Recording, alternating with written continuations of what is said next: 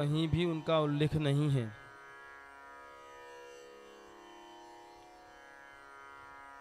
लेकिन जब रास आती है तब राधा आती है।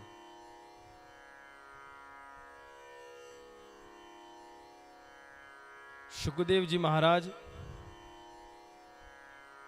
उनके भी गुरु राधा जी थे। सुखदेव जी के गुरु राधा जी। और जब सुखदेव जी महाराज इन समस्त लीलाओं को राजा परीक्षित को सुनाने लगे थे, तब कहने लगे कि अगर भगवान के बारे में सुनाना है तो राधा जी को यहां पर नहीं लाना है। अगर मेरे आराध्य, मेरे गुरु, अगर मेरे गुरु का मैंने अगर स्मरण कर दिया तो फिर मैं उससे बाहर नहीं आ सकूंगा, फिर मैं भगवान की कथा नहीं कह सकूंगा। इसलिए राधा जी का कभी भी उन्होंने स्मरण नहीं किया। लेकिन जहां रास है वहां राधा है, और राधा के बिना रास अधूरा है। अब भगवान उस रास लीला में प्रवेश कर रहे थे, और वो रास लीला का दिन शरद पूर्णिमा,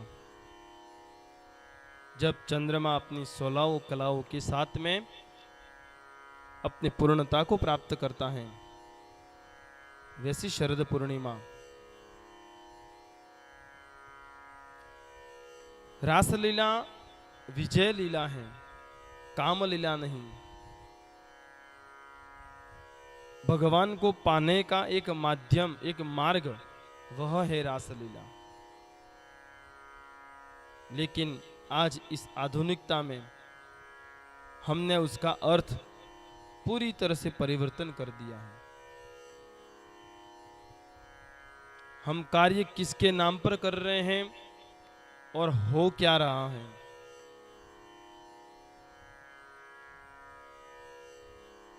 लेकिन स्मरण रहे कि भगवान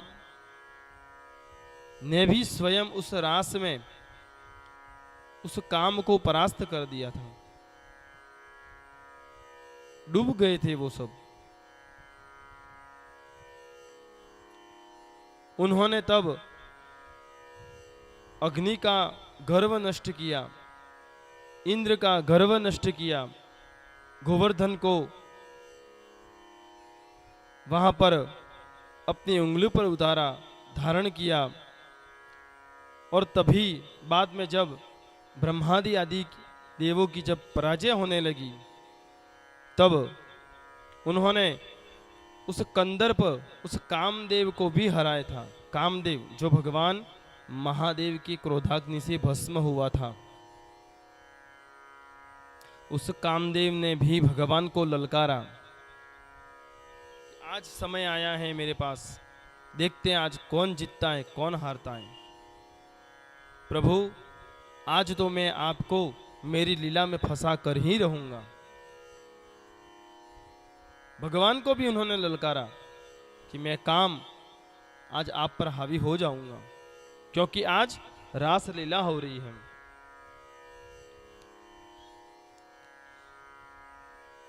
कामदेव ने भी वही सोचा किया, मुझे हावी होने नहीं दिया अपने रामावतार में, क्योंकि रामावतार में तो आप मात्र और मात्र एक ही स्त्री के पति बने थे, माता सीता जी के, और वो भी मर्यादा में रहकर।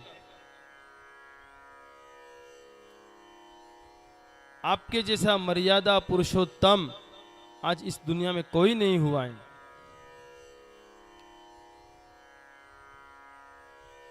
और तभी आपने रामावतार में मुझे परास्त कर वह काम और क्रोध, रावण आदि उन असुरों का नष्ट किया था। लेकिन इस अवतार में तो आप एक नहीं, 8 नहीं, 100 नहीं, 1000 नहीं, 16,000 रानियों के पतिदेव बने हो। फिर देखता हूं अब कामुकता कैसे नहीं आती है। अब तो मेरी जीत होने वाली है। तब तो अब एक पत्नी के पति थे, और वो भी मर्यादा में थे।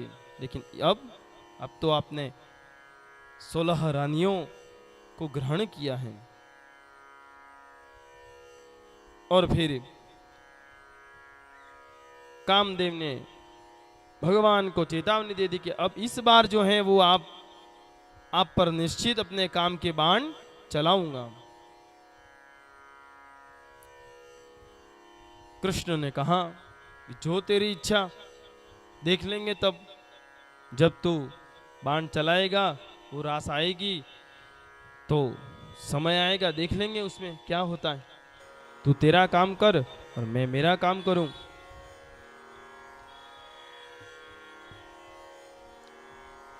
वहीं पर ब्रह्मादि आदि देवों के पराभव से कामदेव को जब गर्व होता है और वह भगवान से युद्ध करने के लिए तैयार हो जाता है कि आज अब बाण छोड़ने का दिन आ गया है, भगवान ने उनको वहां पर वह रासलीला काम के पराभव के हेतु ही श्री कृष्ण विहार में, उस रासलीला में भगवान तो सदैव उन गोपियों के मन में थे। तभी श्री महाप्रभु जी कहते हैं, महाप्रभु जी नाम सुना होगा आपने, हमारे मोहित भाई जो आज आए हैं यहाँ पर कथा सुनने, उनका परिवेश देखना आप। आज की इस युग में भी बहुत भक्ति, और सबको सिखाते हैं, अकेले नहीं। छोटे छोटे बच्चों को लेकर सदैव राम धुन, कृष्ण धुन, प्रभुपाद, महाप्रभु सदैव वह स्मरण करते रहते हैं। तो महाप्रभु जी ने भी कहा है कि रास लिया तो भगवान का फल है, और फल तो हर कोई पाने का इच्छुक होता है। हर किसी के मन में होता है कि भगवान का प्रसाद हमें भी प्राप्त हो। ईश्वर का मिलन है वो रास, भगवान को रास आ जाए वह रास, लेकिन उसके लिए हमें वैसा रास करना पड़ता है, अनन्य भक्ति करनी पड़ती है। मद मोह लोभ मत्सर ईर्ष्या द्वेष काम क्रोध, उन सब को त्यागना पड़ता है, तब जाकर रास उत्पन्न होती है हमारे मन में। वही रास आज यहाँ पर भगवान और वे सभी गोपांगनाएं करने वाली हैं। और इसी बीच काम विजय के हेतु से भगवान ने वहां पर रास का आयोजन किया, और उसी रास में राधा मंडली के मध्य में भगवान श्री कृष्ण और राधा जी वहां पर पधारे। सुंदर मनोरम दृश्य वो रास का। और वहां पर राधा मात्र एक राधा नहीं थी, भगवान के लिए तो वह सभी गोपांगनाएं राधा ही थी, और उन सभी राधाओं के लिए भगवान एक थी। अब भगवान ने सुंदर उस रास को सजाने के लिए वेणु गीत बांसुरी का आह्लाद किया। सुंदर बांसुरी की धुन भगवान ने वहां पर बजाई, और जैसे ही बांसुरी की आवाज सुनी, वहां पर तो एक बहुत ही अलग सा दृश्य,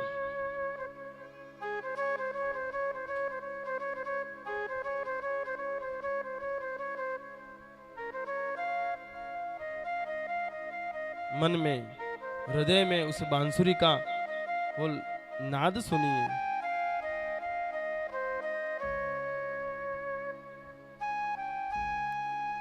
कितनी सुंदर, आज तक कोई बजाने वाला नहीं मिला। स्वयं मां सरस्वती और नारद जी ने जब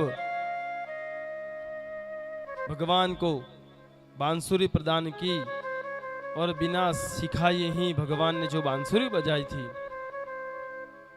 तीनों लोक मंत्र मुग्ध हो गए थे उस बांसुरी की उस धुन में।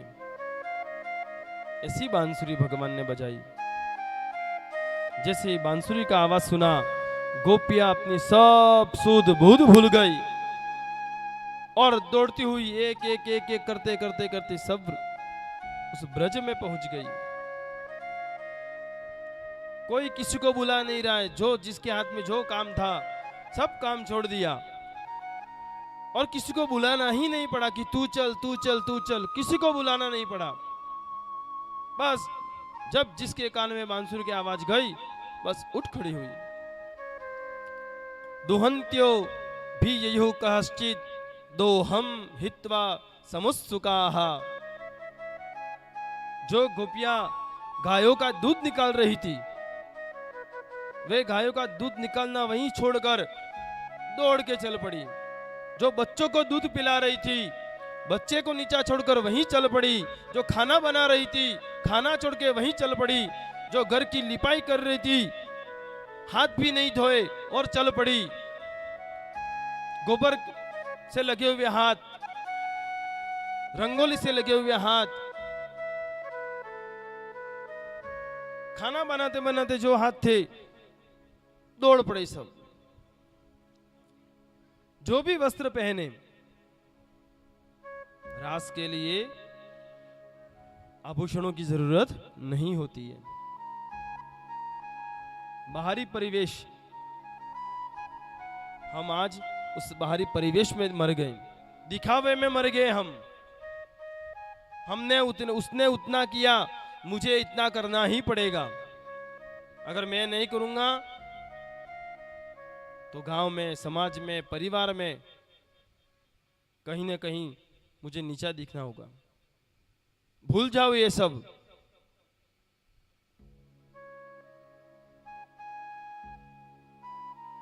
कई प्रकार की कुरीतियां जो हमें पीछे धकेल रही हैं, छोड़ो उनको। उसने किया, उसके हिसाब से किया, आप करो अपने हिसाब से करो।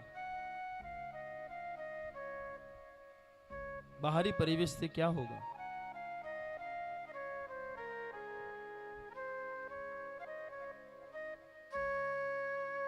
सदैव मन के वस्त्र, ये शरीर का जो आभूषण है, ध्यान, योग, वैराग्य, ज्ञान, भक्ति,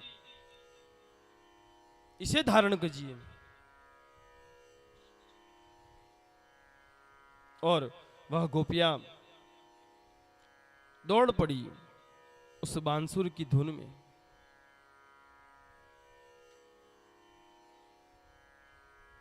तब मीराबाई ने भी कहा कि तुम देखिया बिन कल न परत है, तड़प तड़प जीव जासी।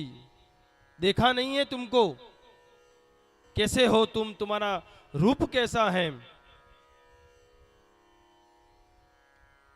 स्वरूप अलग अलग है भगवान आपका,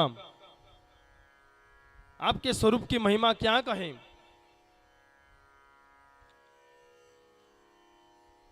आपको तो देखा भी नहीं हमने, लेकिन फिर भी आपके स्वरूप कितने सुंदर हैं। मोर मुकुट धरा हुआ है, हाथों में मुरली धरी हुई है, पीला पीतांबर, कुंडल, कितना सुंदर वर्णन है भगवान का। इसलिए तो यहां पर कवियों ने भी भगवान की उस महिमा को गाया है। कितना सुंदर। द्वारिका वारा, द्वारिका वारा, द्वारिका नाथ, भगवान के दर्शन कीजिए। द्वारिकाधीश का जब दर्शन करो, उनमें खो जाओ।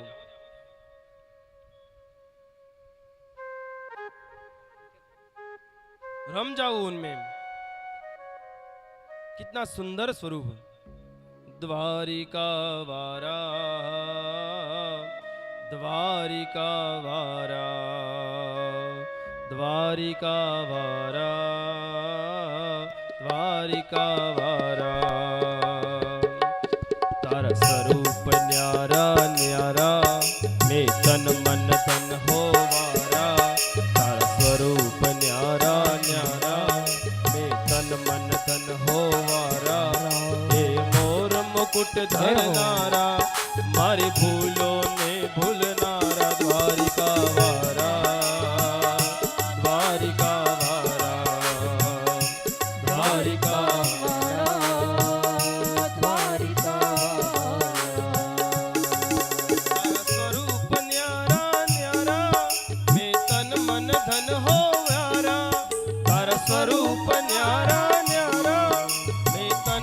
धन हो वारा। हे मोर मुकुट धरनारा, मारी भूलों ने भूलनारा। द्वारिका वारा, द्वारिका वारा, द्वारिका वारा, द्वारिका वारा।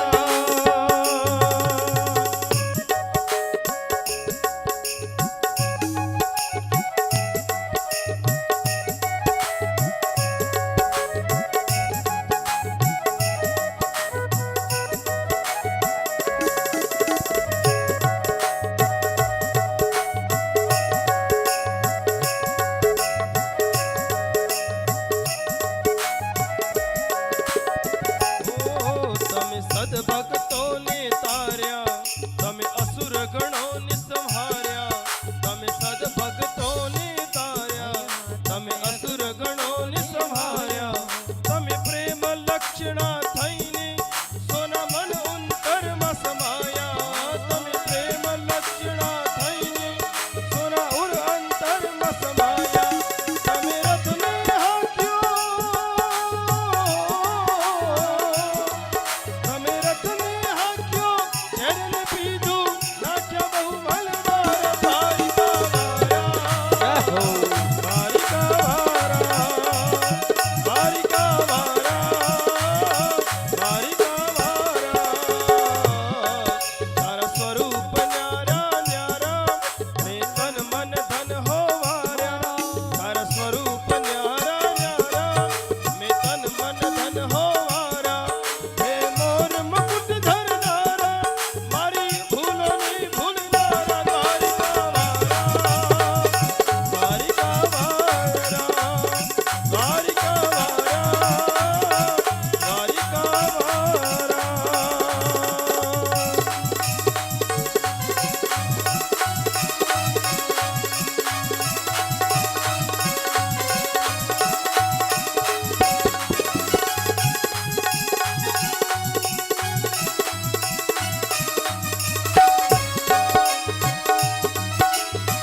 जय हो।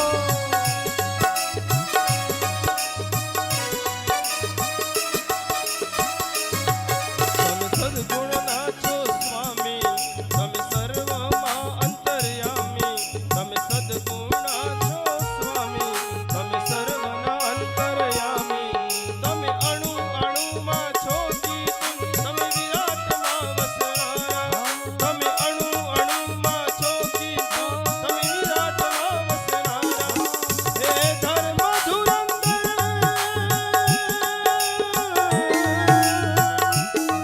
हे धर्म धुरंधर, गीता गाई चक्र सुदर्शन वारा। द्वारिका वारा, द्वारिका वारा, द्वारिका वारा।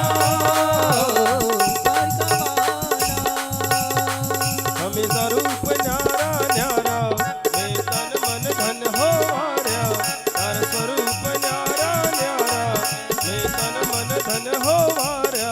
हे मोर मुकुट धरनारा, मारी भूलों ने भूलनारा। द्वारिका वारा, द्वारिका वारा, द्वारिका वारा, द्वारिका वारा। कितना सुंदर स्वरूप, सदभक्तों ने तार्या, असुर गणों ने तार्या, संहार्या। सुंदर वहां पर रास का आयोजन गोपियां जो थी खो गई हैं। हर एक गोपी आज राधा बन गई हैं और फिर तो उस रास में सब रम गए और भगवान ने अपनी ऐसी लीला रची।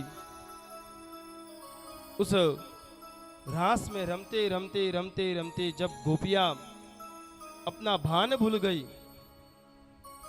उन्हें याद नहीं रहा, भगवान को स्मरण नहीं रहा, क्या हो रहा है। कभी उस गोपी के कांधे पर हाथ, कभी उस गोपी के कांधे पर हाथ, कभी इस गोपी के कांधे पर हाथ, और वैसे करते करते भगवान वहां पर रास रचने लगे। और तभी वह गोपियां जो थी उनमें भी अहम आ गया, मद आ गया कि देखो आज जगत का पालनहार वो भी आज हमारे साथ में मदमस्त हो चुका है। लेकिन तभी प्रभु को उस कामदेव की याद आई। कहा था कामदेव ने कि प्रभु अब तो इस बार तो मैं हराऊंगा आपको। लेकिन तब भी उस कामदेव को वहां पर भी भगवान ने पराजित किया। और जैसे ही गोपियों ने भान भूला, भगवान वहां से अंतर ध्यान हो गए।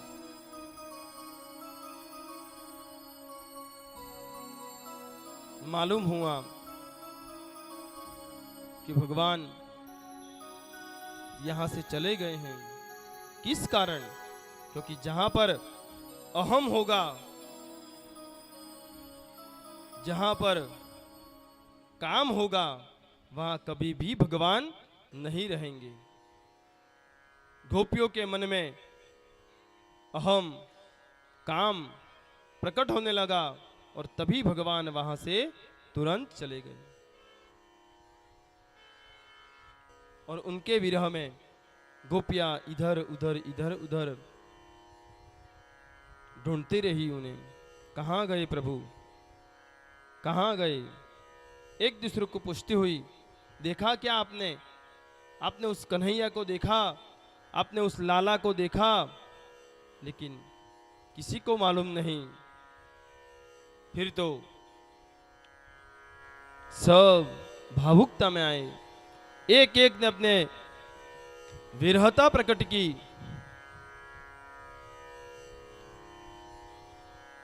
सभी गोपियां पुकारने लगी, हे कन्हैया कहां चले गए हो? आ जाओ, तुम्हारे बिना कैसे रहेंगे हम, कहां जाएंगे हम? क्यों चले गए, क्यों चले गए? आओ वापस।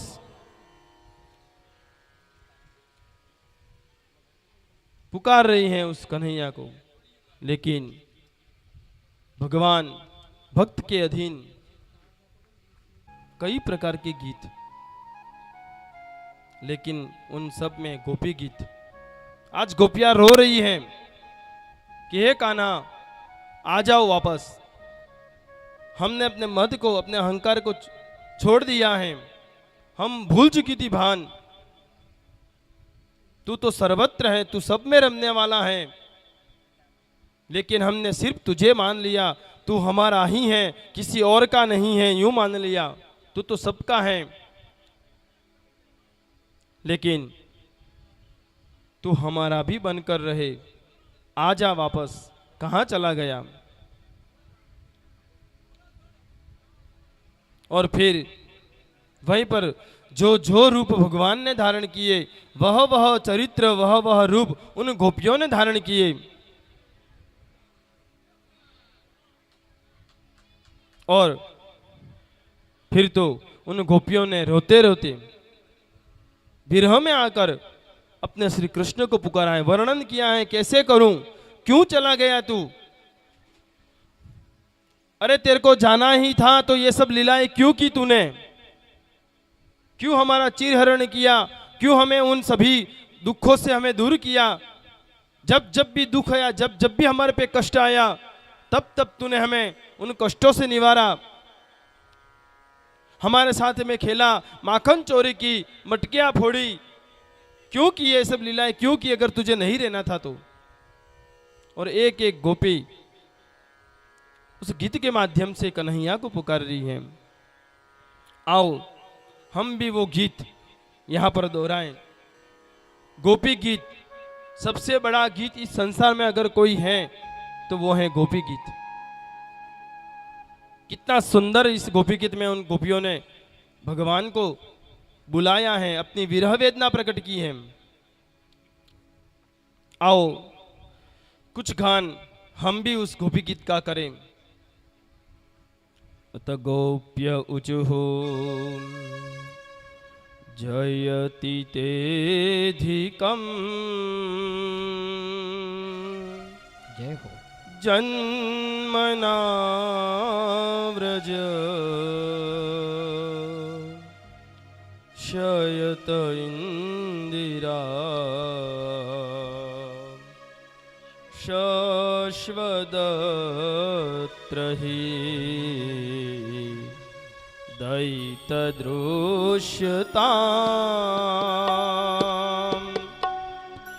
दीक्षुतावका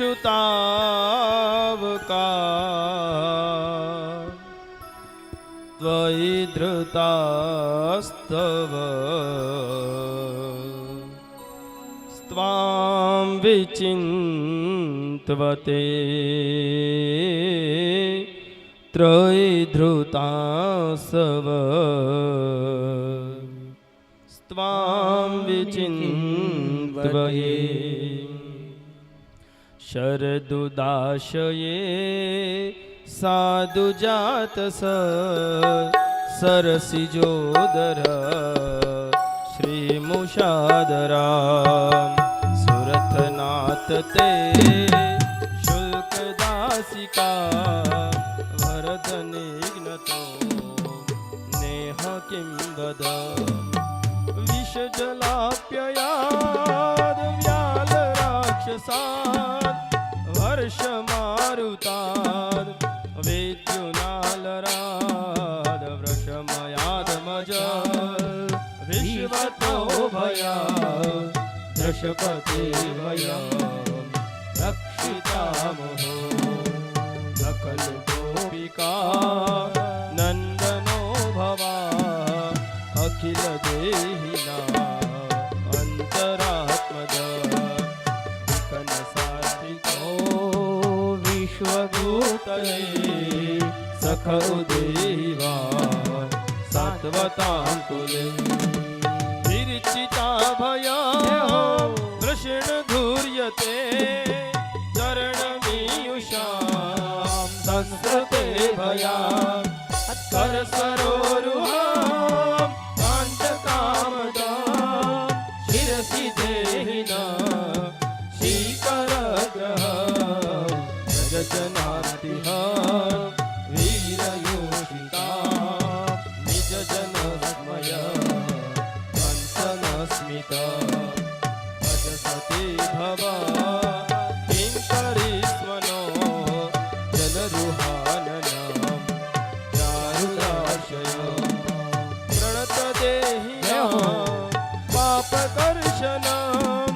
प्रणतरानुभवं श्रीनिकेतनं फणिफणार्पितां ते पदाम्बुजां तृणकुजेशिना नन्दिरधया मधुरया गिरा वल्गुवाक्यया बुधमनोज्ञया पुष्करेक्षणा विधिकरीमा वीरमुयती रसरसीतुना ध्याययस्वनः। इतना सुंदर वर्णन किया उन्होंने। कहा कि हे मधुसूदन, क्यों सुनाया हमें, तेरी लीलाएं क्यों हमें सुनाई तूने। तुझे जाना ही था तो फिर क्यों इस भंवर में हमको फंसाया। दीक्षुतावका तयि धृता सवस् स्वां विचिन्त्वते। हमें दर्शन देने की कृपा कीजिए, क्यों सता रहे हो हमें? और एक ने तो कहा कि तव कथामृतम तप्त जीवनम, ऐसी कथाएं ऐसी लीलाएं करके तू चला गया है, उस कथा से भी हमें कुछ नहीं, हमारा जीवन तृप्त होगा तुझे पाकर तेरी कथा रूपी समृद्ध धारा को।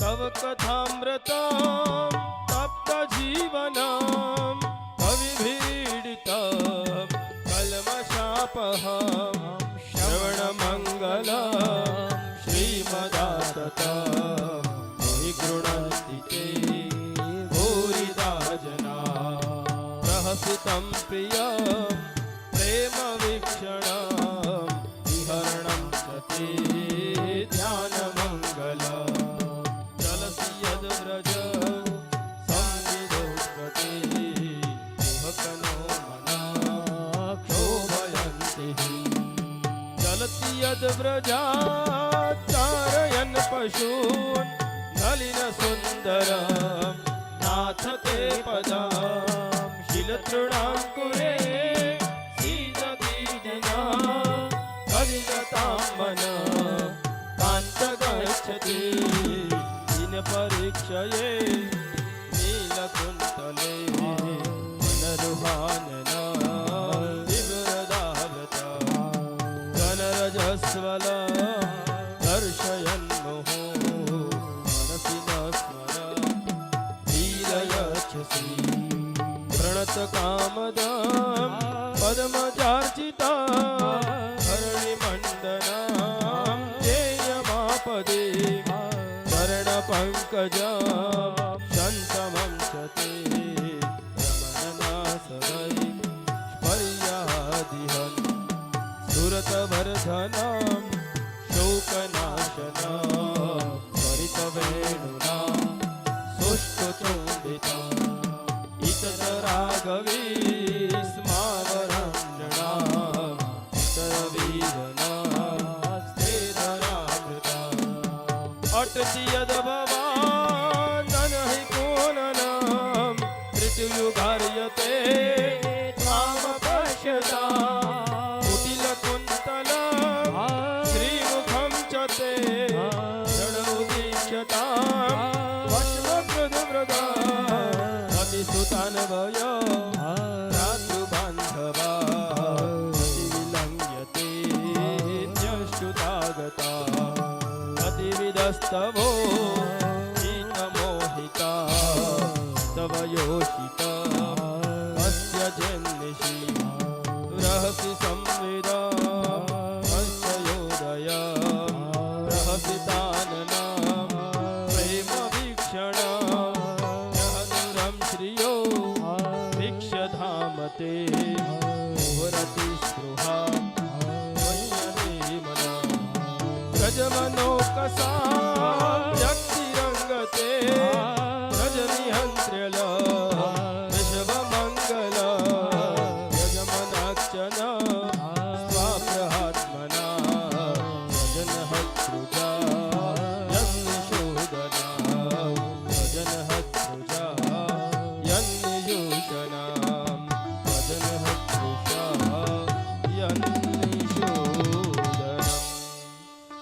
यत्ते सुजात चरणां बुरहं स्तनेषु भीताशने प्रियदधि महिकर्कशेषु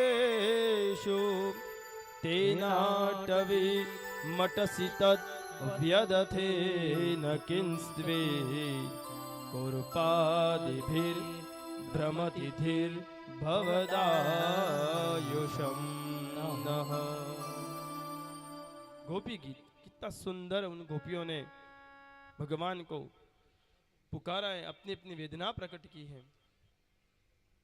विश्व जलाप्य याद व्याल राक्षसाद, कब कब नहीं बचाया तूने, उस यमुना में रहते हुए उस काली नाग से हमारी रक्षा की, उस अघासुर से, उस बगासुर से, शक्टासुर से, प्रलंबासुर से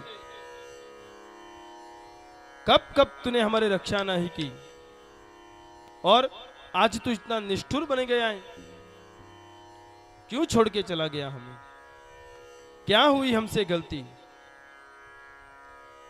अब क्या हमारी रक्षा करने का अधिकार नहीं है तुझे? अब कौन हमारी रक्षा करेगा?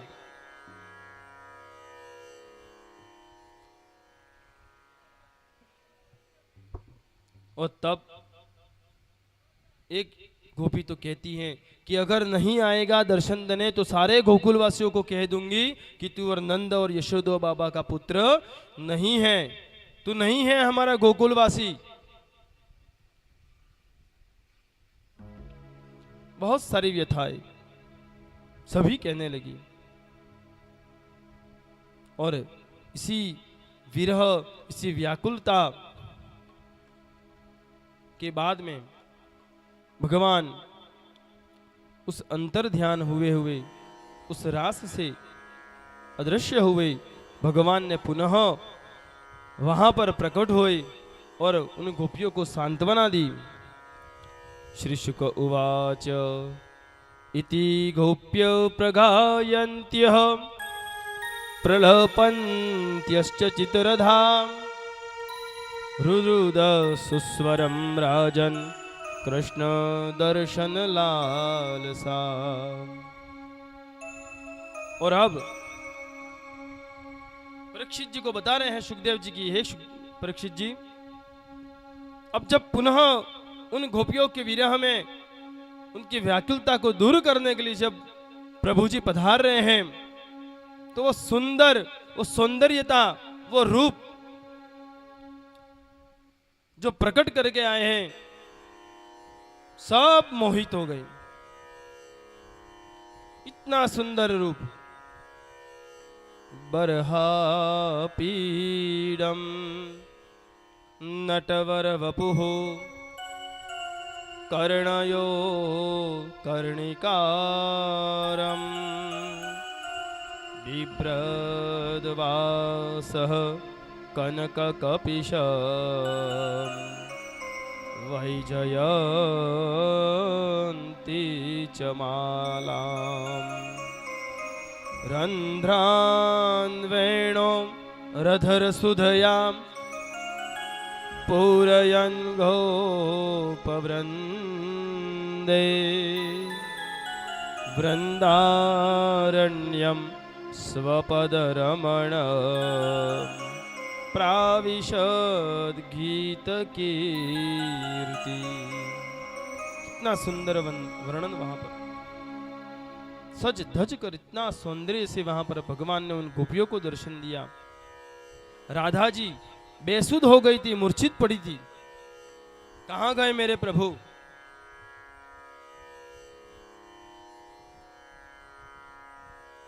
उन्होंने राधा जी को दर्शन दिया। पास आकर उनके कान में कहा, राधे उठो, मैं आ गया हूं।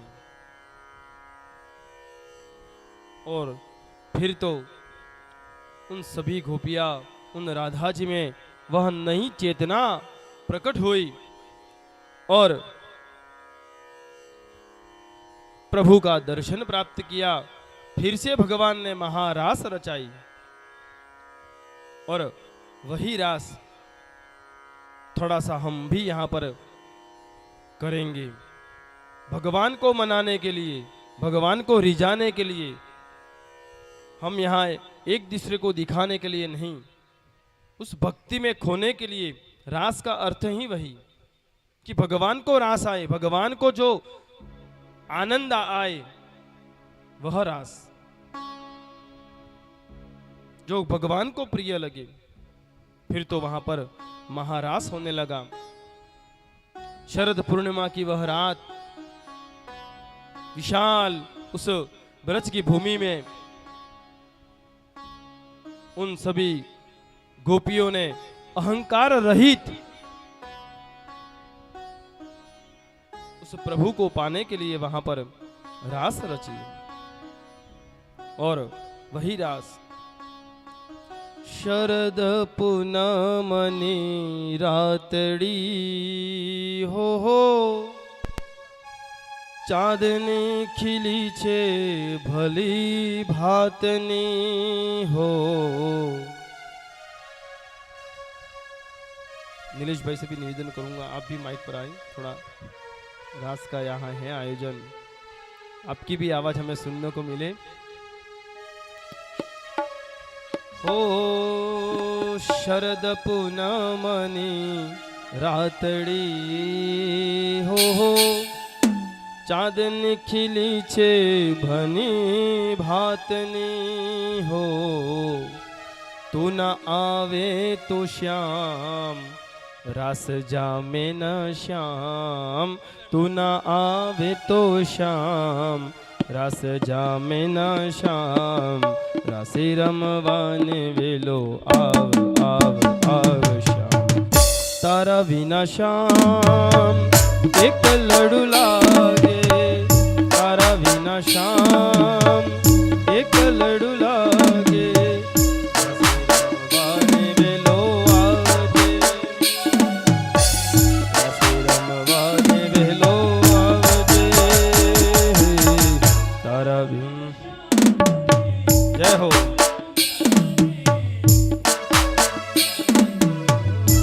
जहां बैठे हो वहां खड़े होकर रास कीजिए, भगवान के रास में सब शामिल हो जाए। भगवान ने हमें अवसर दिया है ये।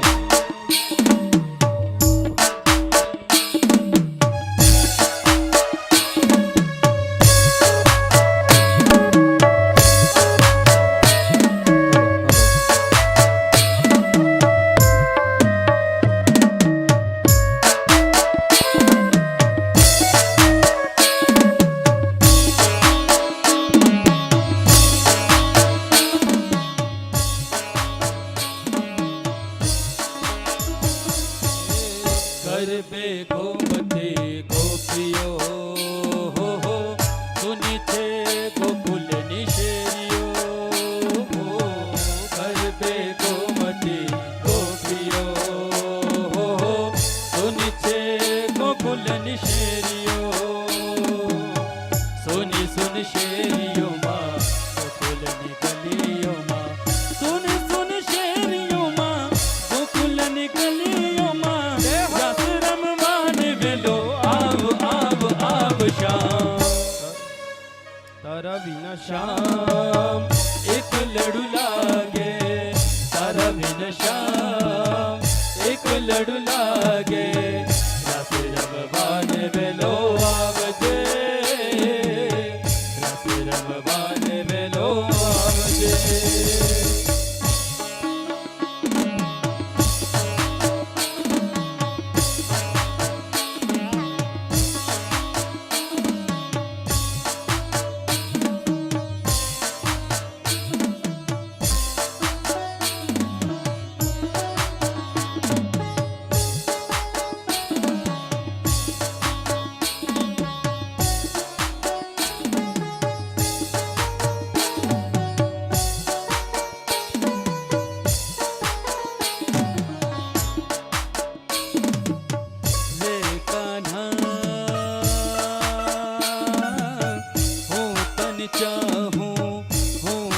चाहूं रे कान्हा हो तन चाहूं तारा बिन बेरन लागे रातड़ी बट जो वेच मारी आखड़ी। तारा बिन बेरन लागे रातड़ी बट जो वेच मारी आखड़ी।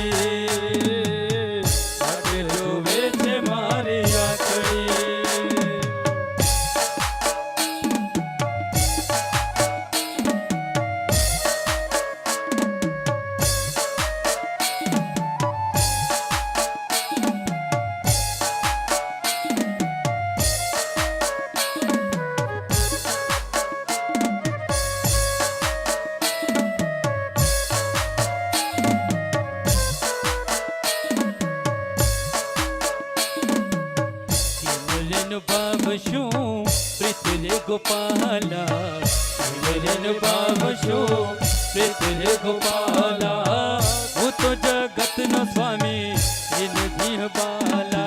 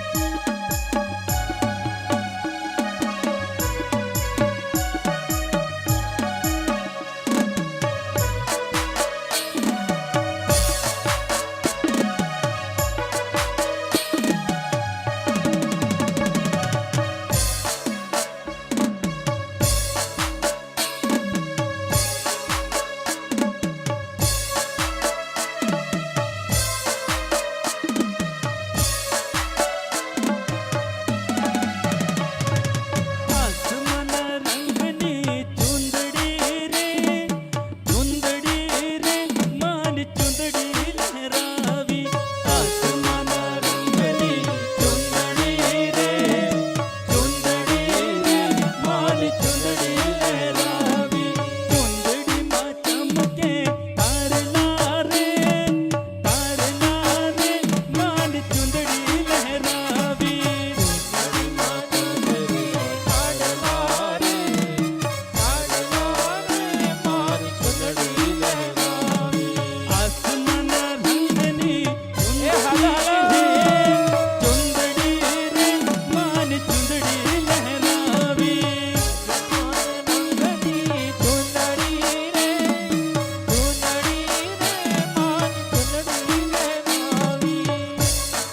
मन में ये भाव भरना है, ये गरबा नहीं हो रहा है यहाँ पर।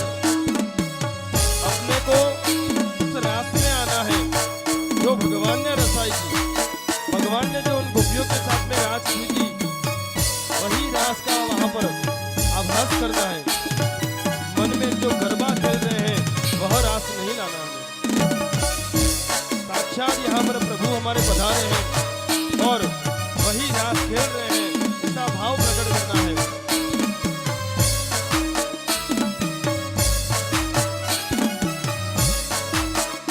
ओ नवरंग रंगनी चूड़ड़ी माँ ओ हो नवरंग रंगनी चूड़ड़ी माँ नवरंग रंगनी चुंदड़ी रे मान चुंदड़ी लहरावी आसमान रंगनी चुंदड़ी रे मान चुंदड़ी लहरावी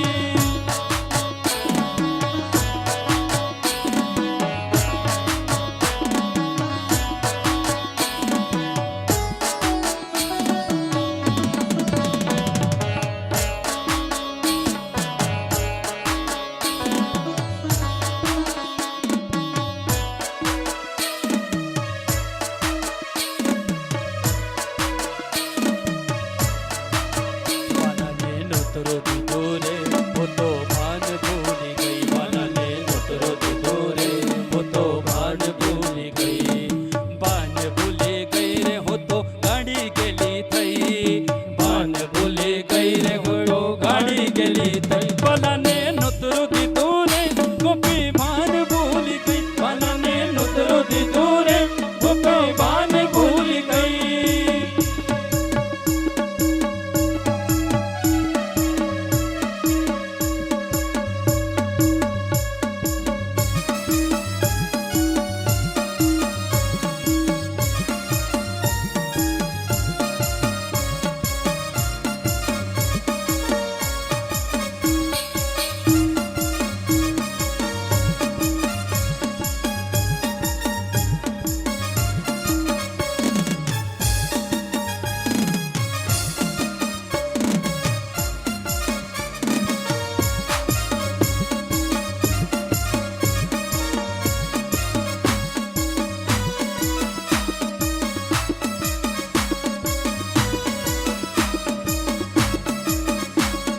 जात जात नामे मदरामो दूध सकुर नहीं दई जात जात नामे मदरामो दूध सकुर नहीं दई दूध मात के नक पर दूध नाक दूध जबर जमती वाला ने नुसरु की दूरे गोपी मान भूल गई वाला ने नुसरु की दूरे गोपी मान भूल गई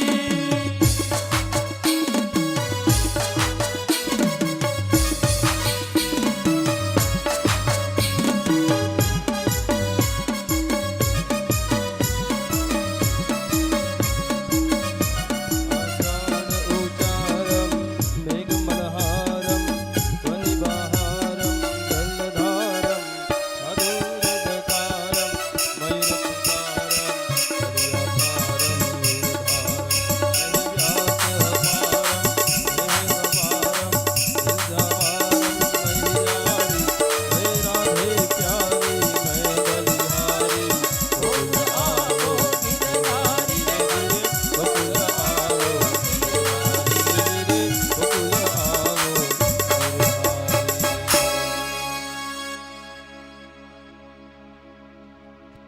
सुंदर भगवान ने वहां पर रास सजाया, वैसा ही यहाँ पर हमारे नीलेश भाई उनके द्वारा हमारे वागड़ की प्रतिभा है, हमने जानते भी नहीं हैं, लेकिन हमारे वागड़ में कई प्रतिभा ऐसे बैठी हुई है।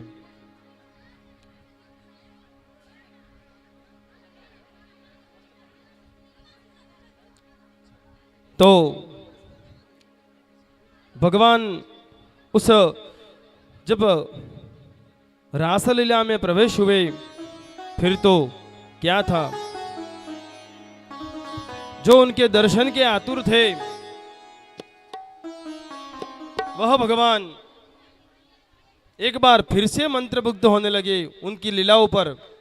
और वही भगवान महादेव, उनके मन में भी वह कामुकता, जो कामदेव को उन्होंने भस्म कर दिया था, आज उस भगवान की लीला देखने का, वह रास देखने का मन में फिर से उनके विचार आया कि वाह, क्या लीला रची है भगवान ने, और इस लीला को मैं ना देखूं ऐसा हो ही नहीं सकता, मुझे तो जाना ही है। अब पार्वती जी ने कहा, प्रभु कहाँ जाओगे, वहां तो केवल और केवल राधा जी और गोपियां ही हैं, पुरुष वहां पर नहीं जा सकता है। महादेव जी ने कहा, नहीं जाना तो है ही, कैसे भी जाऊं, लाला के दर्शन करने भी तो गया था, तब को मेरा स्वरूप थोड़ी था, साधु बन के गया था तब भी, और हो गए लाला के दर्शन, तो आज भी वही लाला कुछ न कुछ तो उपाय रचेगा, लेकिन दर्शन तो करने, रास में तो जाना ही है। फिर तो भगवान महादेव ने अपनी माया, और उधर से भगवान श्री कृष्ण ने अपनी माया, कहा पार्वती जी से कुछ ऐसा उपाय सोचो कि कोई पहचान न पाए। अब जब वहां पर गोपियां ही हैं, तो मानो गोपियां ही बना दो गोपी, मुझे सजा दो ऐसा कि कोई मुझे पहचान नहीं पाए। पार्वती से बोले बाबा,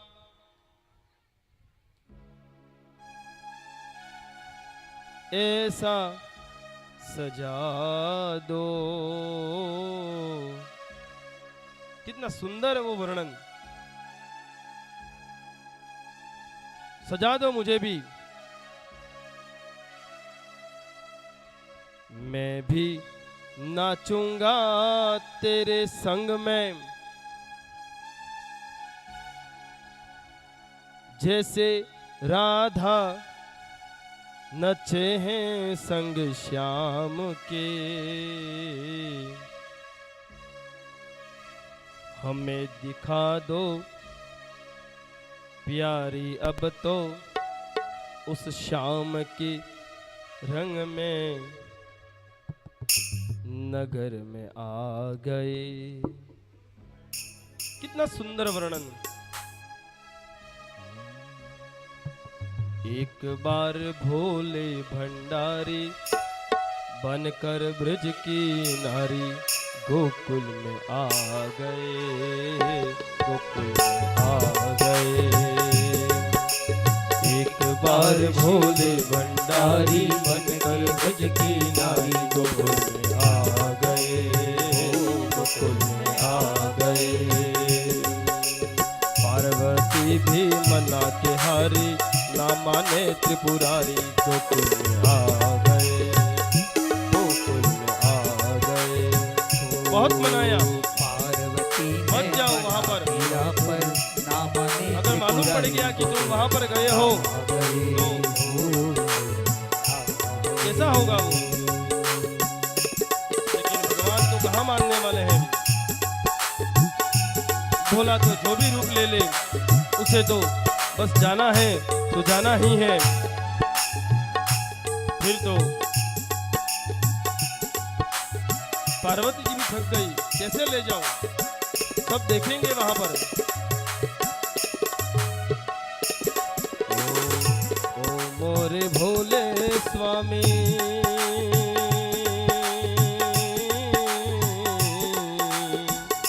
कैसे ले जाऊं अपने संग में, ओ होरे होरे स्वामी कैसे ले जाऊं अपने संग में, श्याम के सिवा कोई जाए नहीं उस रास में, श्याम के सिवा कोई जाए नहीं उस रास में। आस करेगी ब्रज की बाला,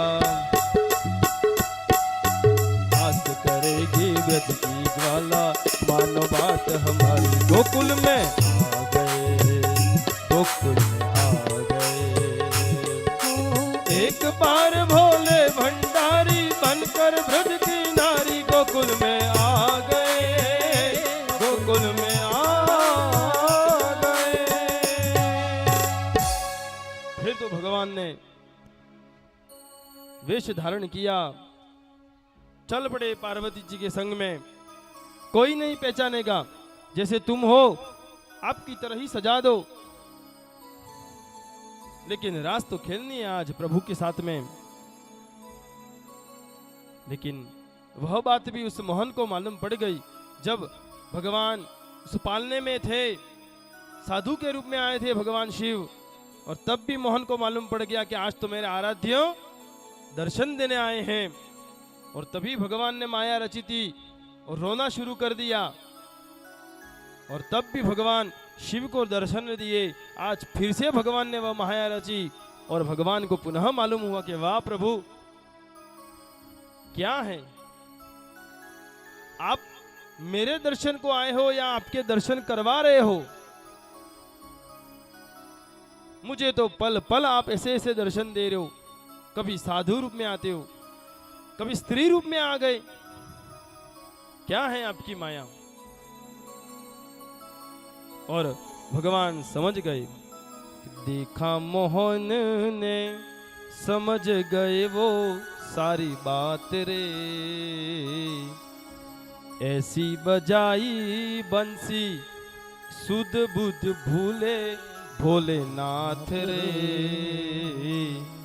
सिर से खिसक गई जब साड़ी, सिर से खिसक गई जब साड़ी, मुस्कुराए गिरधारी गोकुल में आ गए, गोकुल में आ गए।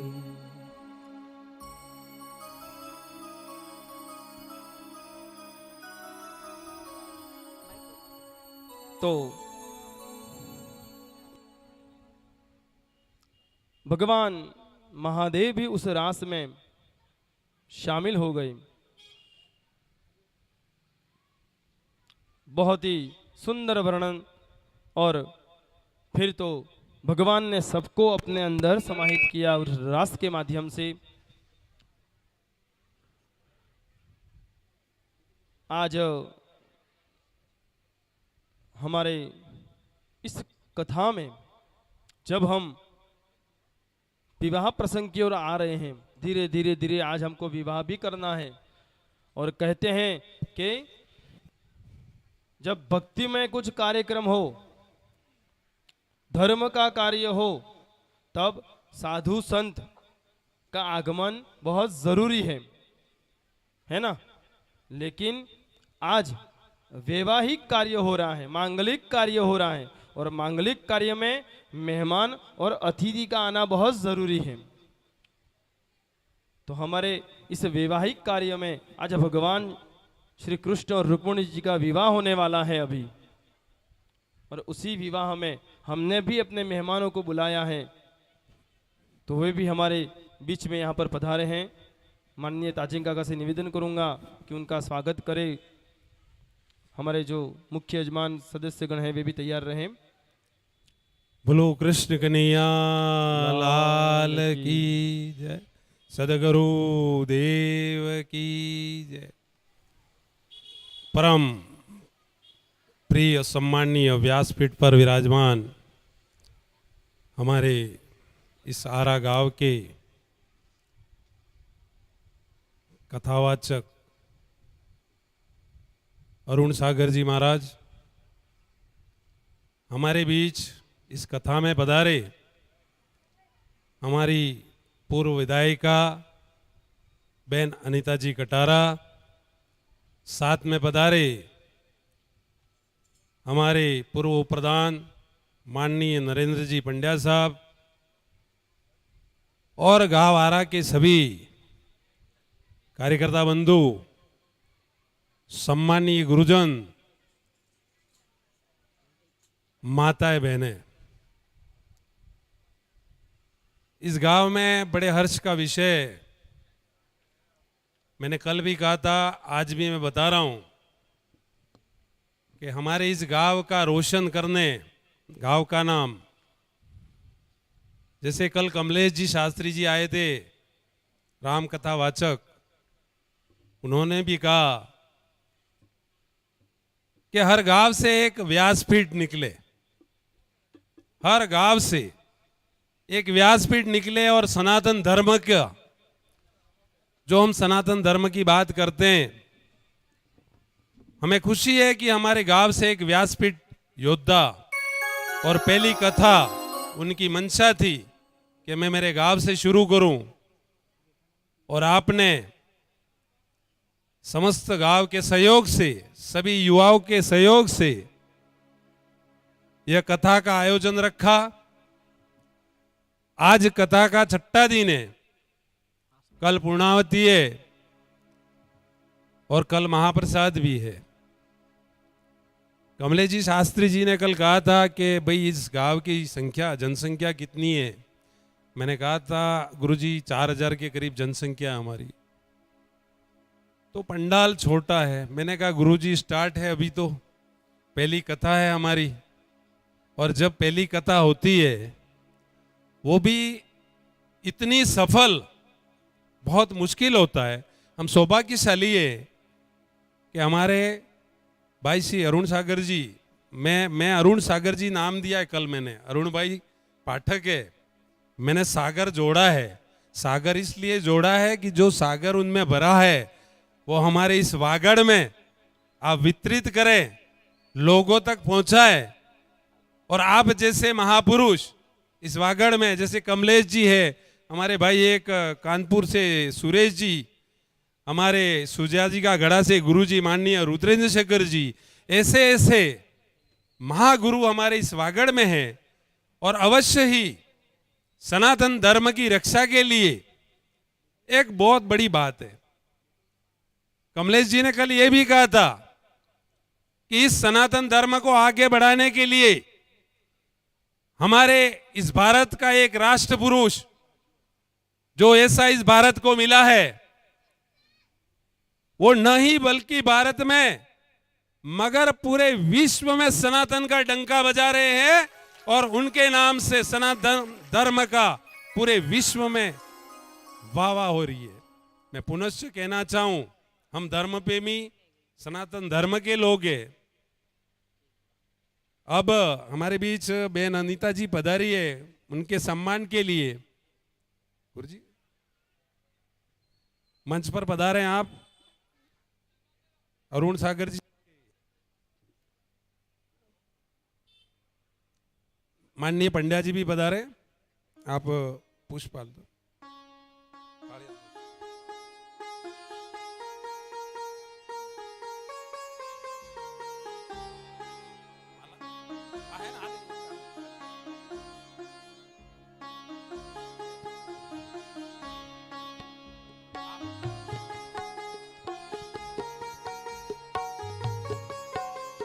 बहुत बहुत धन्यवाद। हमारी पूर्व विधायिका अनीता जी कटारा, तालियों से स्वागत करें।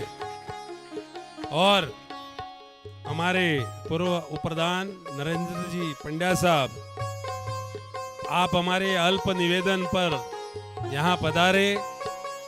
समस्त गांव की ओर से मैं आपका स्वागत करता हूँ, अभिनंदन करता हूँ और वंदन करता हूँ कि आप हमारे इस गांव से जुड़े हुए हैं। और मैडम हमारे पंचायत के बॉर्डर पे, हमारे रोड पे ही रहते हैं, सबको मालूम है लगभग, और रोज मिलना होता है हमारा। आने वाले समय में नवंबर में मैं थोड़ी सी बात कर लूं भाई, चुनाव होने जा रहे हैं और बहन अनीता जी पूर्व विधायिका हमारे भारतीय जनता पार्टी में बहुत बड़ा सहयोग के रूप में उभरेगी और उनका सहयोग रहेगा। पुनश्च आपका इस गांव में, इस धरती पर स्वागत, अभिनंदन, वंदन। जय हिंद, जय भारत। हाँ, अब हार से स्वागत के लिए माननीय नारायण भाई को आमंत्रित कराऊं और उनके धर्मपत्नी बहन अनीता जी का स्वागत करें। आप पंड्या जी का स्वागत करें। ये हमारे मुख्य यजमान हैं। बहुत बहुत धन्यवाद। आप इस कथा के नारायण भाई मुख्य यजमान हैं, उनके द्वारा हमारे मेहमानों का स्वागत किया गया। अब मैं मेरे बात को विराम देते हुए आगे कथा को बढ़ाते हुए अस्तु।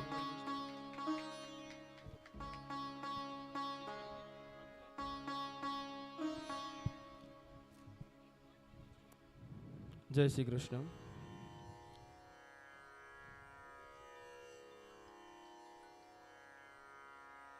अतिथियों का आगमन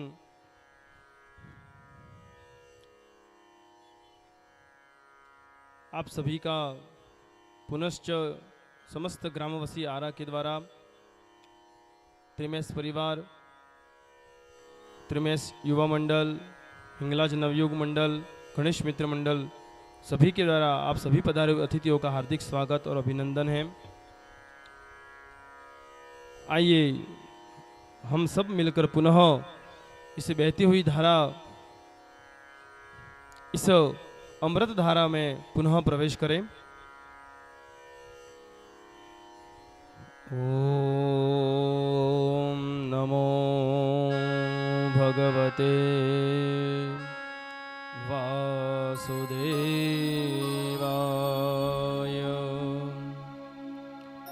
ओम नमो भगवते वासुदेवाय।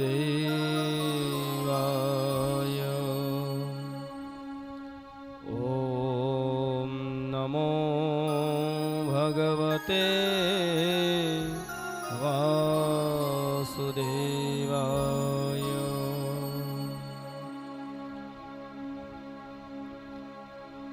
फिर वह महारास रचकर प्रभु ने उस लीला को अपने हृदय में समेटा, उन सभी कुपंगनाओं को अपने हृदय में धारण कर अब सुखदेव जी महाराज राजा परीक्षित जी को बता रहे हैं। फिर आगे जाकर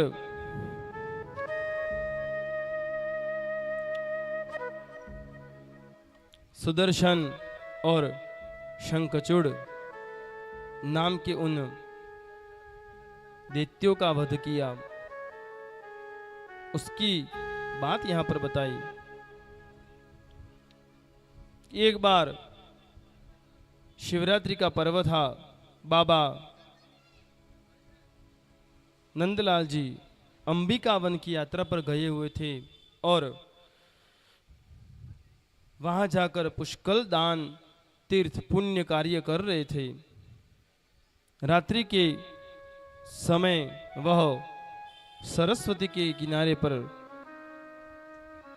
उन्होंने वहां आश्रय लिया था। तभी वहां पर एक अजगर आया और नंद बाबा को निगलने लगा और वहीं पर फिर से उस कन्हैया ने एक बार पुनः नंद बाबा को उस अजगर से भी बचाया, उनकी रक्षा की और वहीं पर उस अजगर का उद्धार किया। अजगर कौन? सबके अंदर में अजगर है। हमने कल कहा था कि हम सब में पूतना हैं। पुत मतलब पवित्र और नाम मतलब नहीं है, जो पवित्र नहीं है। कहाँ से? मन से, हृदय से, भाव से जो पवित्र नहीं है, उन सब में पुतना है। जिनमें वासना है, अज्ञानता है, अविद्या है, कामुकता है, क्रोध है, लोभ है, उन सभी में पुतना है। और वही बात आज फिर से यहां पर आई है कि वह अजगर जो एक सुदर्शन नाम का विद्याधर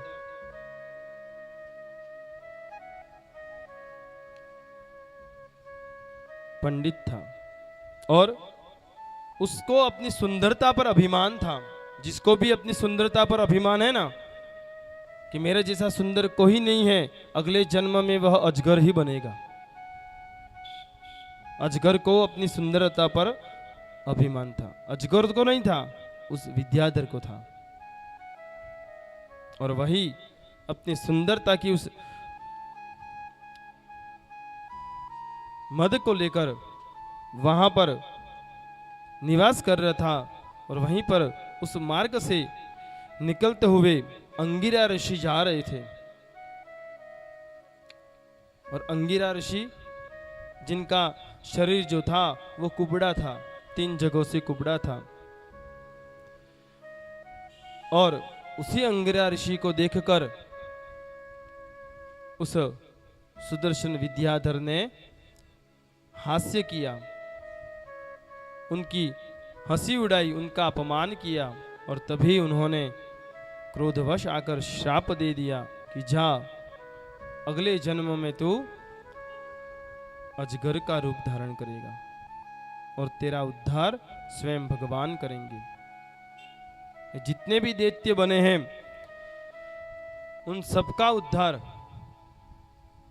भगवान ने किया। कितने भाग्यशाली, सबका उद्धार भगवान के हाथों हुआ है।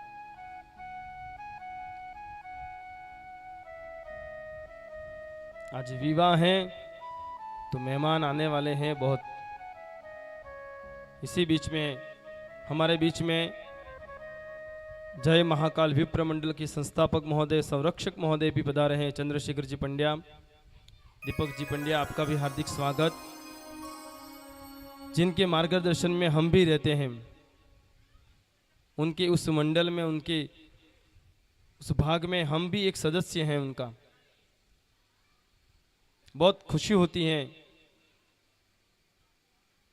कि मेरे गांव में अधिक मास, पुरुषोत्तम मास में इस तरह का भव्य आयोजन हुआ, जीवन भर याद रहेगा, अद्वितीय, ये कभी भुलाया नहीं जा सकता है। जब जब भी पुरुषोत्तम मास आएगा तब तब यह आयोजन, यह धर्म कार्य सदैव उसकी पुनरावृत्ति होगी। आपका भी हृदय से स्वागत। तो वही उसकी हंसी उड़ाई, अंगिरा ऋषि ने श्राप दिया, दूसरे जन्म में अजगर बनकर आए। नंद बाबा को निगल रहे थे और वहीं पर भगवान ने उस सुदर्शन विद्याधर का भी उद्धार किया। आगे शंखचूड़ नाम का जो दैत्य था उसका भी उन्होंने उद्धार किया। अब धीरे धीरे धीरे भगवान बड़े होने लगे और वह समय जो कंस इंतजार कर रहा था, जिसके लिए कंस ने कई सारे दैत्यों को वहां पर भेजा और जिन जिन को भेजा उन सभी का वहां पर उद्धार हुआ। शक्टासुर, तृणावर्त, पुतना, अघासुर, बघासुर, प्रलंबासुर, शंखचूड़, सभी का जो भी भेजा पुनः वापस कंस के पास नहीं आया। और अब समय आ गया था उस पापी कंस के वध का। अब भगवान ने तय किया और अपनी माया से वह सारा दृश्य उन्होंने देखा कि अब क्या क्या करना है। और तभी नारद जी मथुरा में कंस के वहां पर गए। अब नारद जी देखो, ये लीलाएं करने के लिए भगवान ने अवतार लिया, तो भगवान ने तो लीला तो 20वें अवतार से प्रारंभ की थी, उनका 20वां अवतार हुआ था।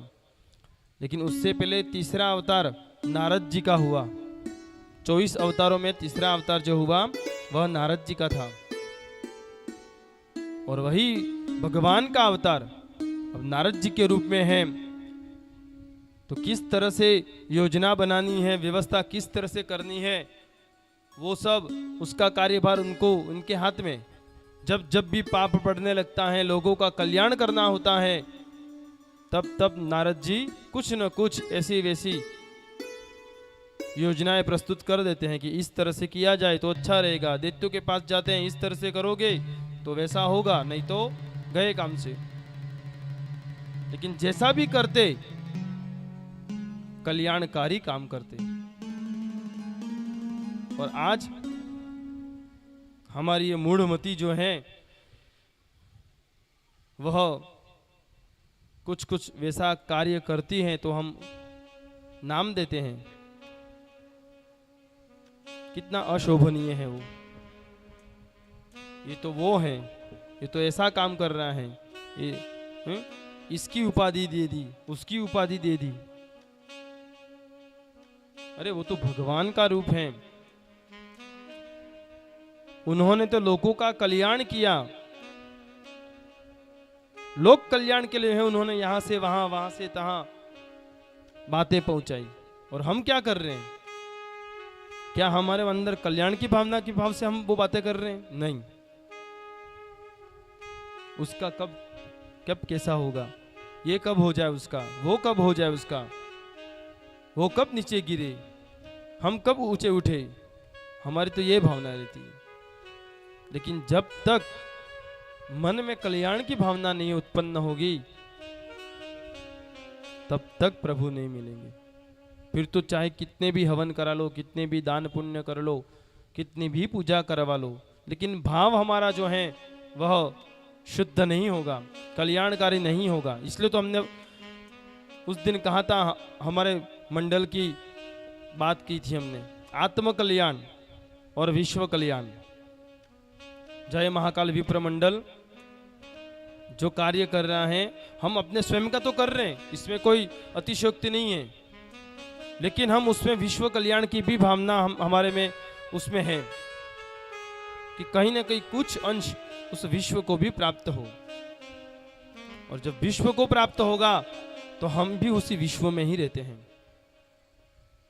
निश्चित तौर पर हमें प्राप्त होगा। तो सदैव विश्व का कल्याण हो, और नारद जी वही भावना बनाए हुए थे। फिर तो नारद जी गए वहां कंस के पास में और उसको कहा कि हे कंस, तू तो बहुत बड़ा भोला है यार, तेरे को याद नहीं है क्या वो दिन आकाशवाणी हुई थी, मालूम है? क्या कहा था? 8वां पुत्र।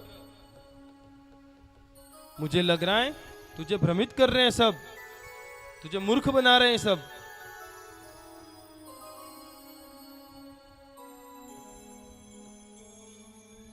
तुझे मालूम नहीं है वो 8वां बालक ही जन्मा था, लेकिन तब अपनी माया से वो वहां गोकुल में नंद बाबा के वहां पर उसे छोड़ाए, और नंद बाबा की जो पुत्री हुई थी उसे यहां पर ले आए। और वही योग माया ने फिर कहा था तुम्हें कि तेरा तो काल जन्म चुका है, चला गया है, और कुछ याद है कि नहीं है तुझे? कंस वापस उसे स्मृति, हाँ कहा तो था, लेकिन मैंने तो बहुत कोशिश की, जब भेजा अपने सैनिकों को कि 10 दिन का 8 दिन का कोई बालक हो तो ढूंढो,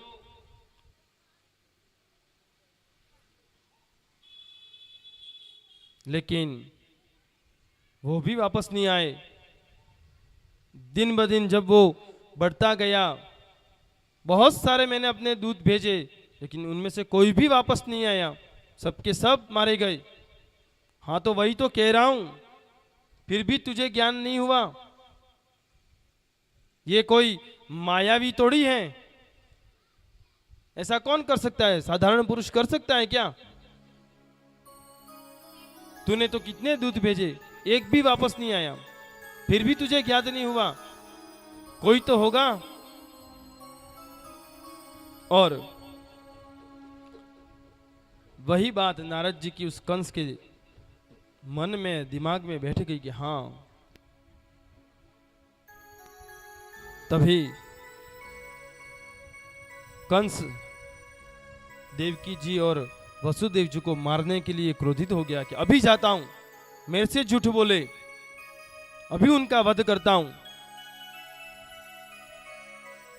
निकला तलवार लेकर, अभी वध कर देता हूं उनका। लेकिन वहीं पर नारद जी ने फिर से रोक दिया, रुक जाओ। अरे तुम्हारा वैर कोई उन देवकी से और वसुदेव जी से तो थोड़ा है, उनके 8वें पुत्र से वैर है तुम्हारा तो। और मैंने सुना है कि वो गोकुल में नंद बाबा के घर पर हैं।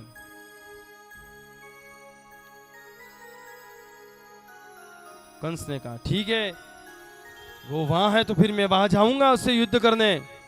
फिर से कहा अरे तुम कहां जाओगे? उनको बुलाओ, उनको निमंत्रण भेजो, कुछ ऐसा करो जिससे वो सब तुम्हारे यहां पर आए। और तभी कंस ने यज्ञ का आयोजन किया और उसी यज्ञ में निमंत्रण हेतु अक्रूर जी को गोकुल भेजा कि जाओ अक्रूर जी। अक्रूर जी कौन?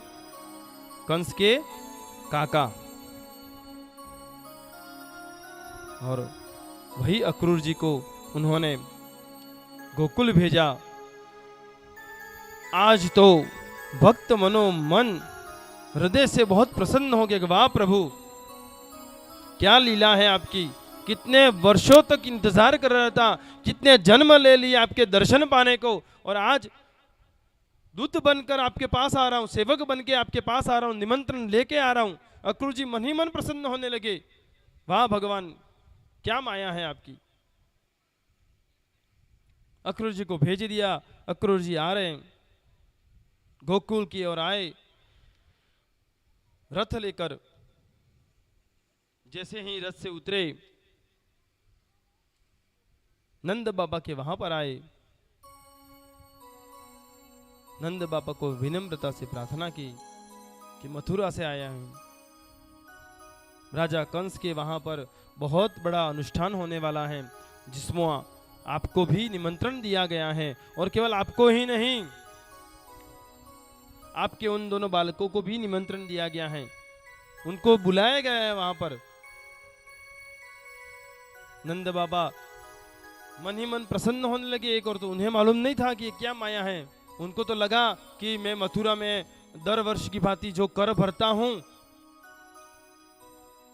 बैंक में जब किस्त भरते हैं, रेगुलर किस्तें भरते तो बैंक वाला राजी होता है।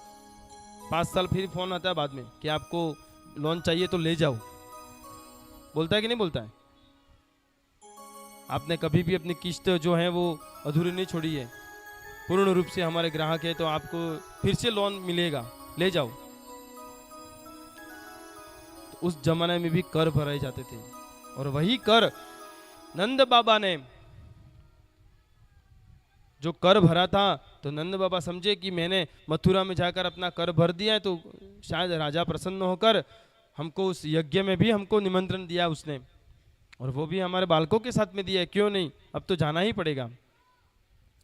फिर वो निकल पड़े, और इस बार स्वयं भगवान के लिए सोने का रथ वहां पर उपस्थित हुआ।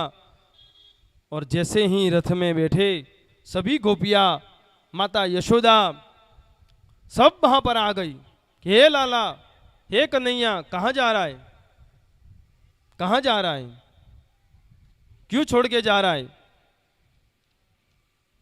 माता यशोदा रोने लगी, तू जाएगा वापस नहीं आएगा, मालूम है मुझे, तू एक बार गया तो वापस नहीं आने वाला है, मत जा उधर, तेरा क्या है उधर,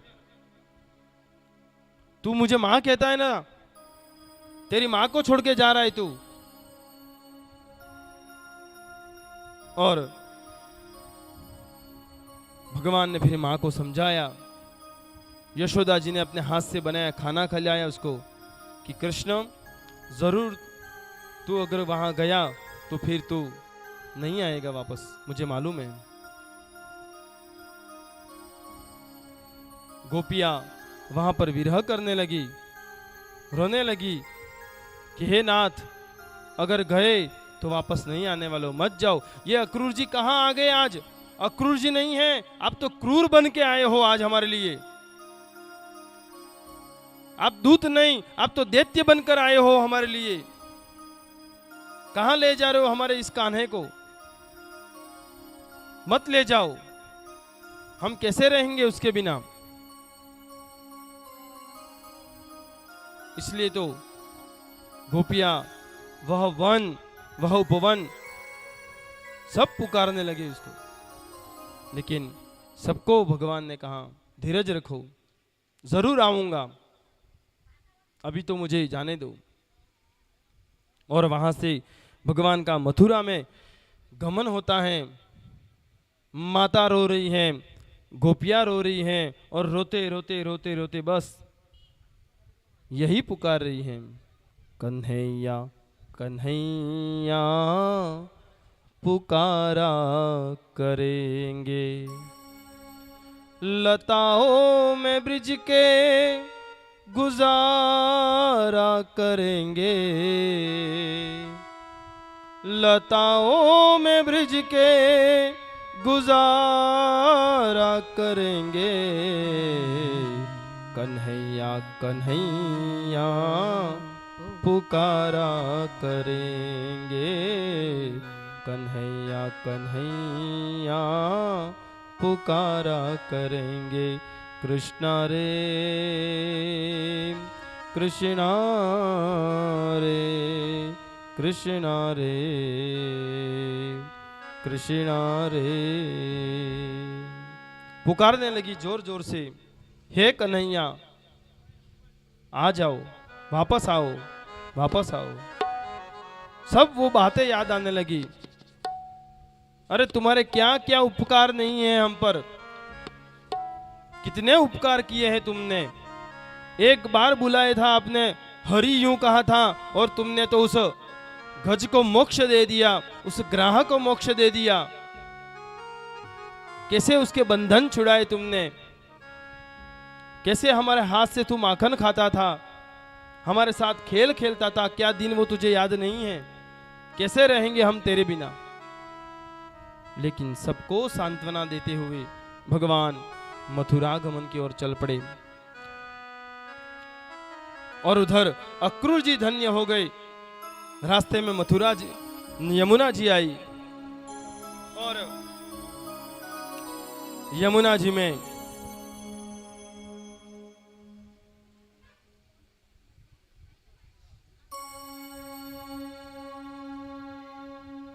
गोवन जी दादा साक्षात महादेव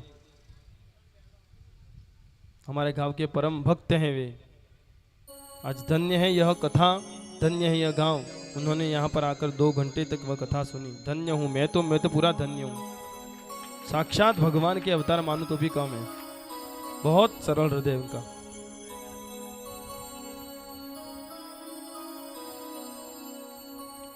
और वही भगवान जब मथुरा यमुना नदी में अक्रूर जी वहां पर अपना रथ रोका, जलपान किया। जैसे ही अक्रूर जी उसी यमुना जी में स्नान करने गए, और वहीं पर उस जल के प्रतिबिंब में अक्रूर जी ने बलराम जी और भगवान श्री कृष्ण का पूर्ण अवतार देखा। फिर से डुबकी लगाई, पुनः बाहर आए, फिर से देखा भगवान के दर्शन हो रहे हैं। चकरा गए, आश्चर्य में पड़ गए, ये क्या दिख रहा है मुझे। फिर से डुबकी लगाई, पुनः बाहर आए, फिर देखा, फिर वह प्रतिबिंब, और फिर तो पीछे मुड़कर देखा रथ की ओर, तो वहां पर भी भगवान बैठे थे। अरे ये क्या माया है, वो दोनों तो वहां बैठे हैं, फिर यहां कैसे दिख रहे हैं।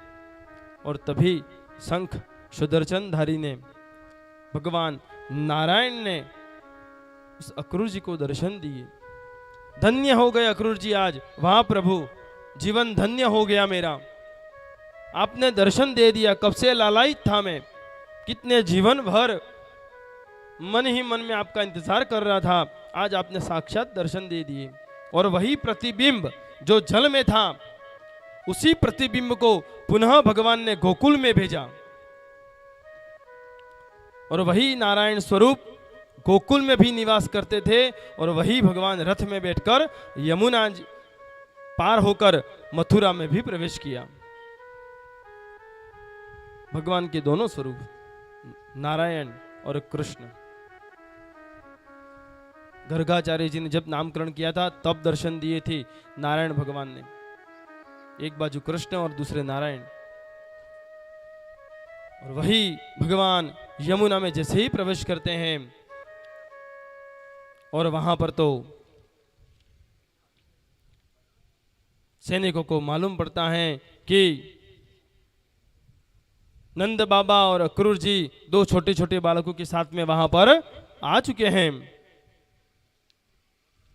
तभी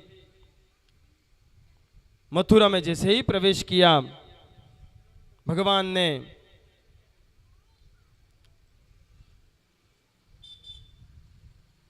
अक्रूर जी से कहा कि आप महल के अंदर जाइए, हम यहीं वन में, उपवन में, वाटिका में निवास करेंगे। अक्रूर जी गए। हमने कल बात कही थी, मथुरा जो है वो क्या है? मथुरा क्या है? शरीर। गोकुल क्या है? हृदय।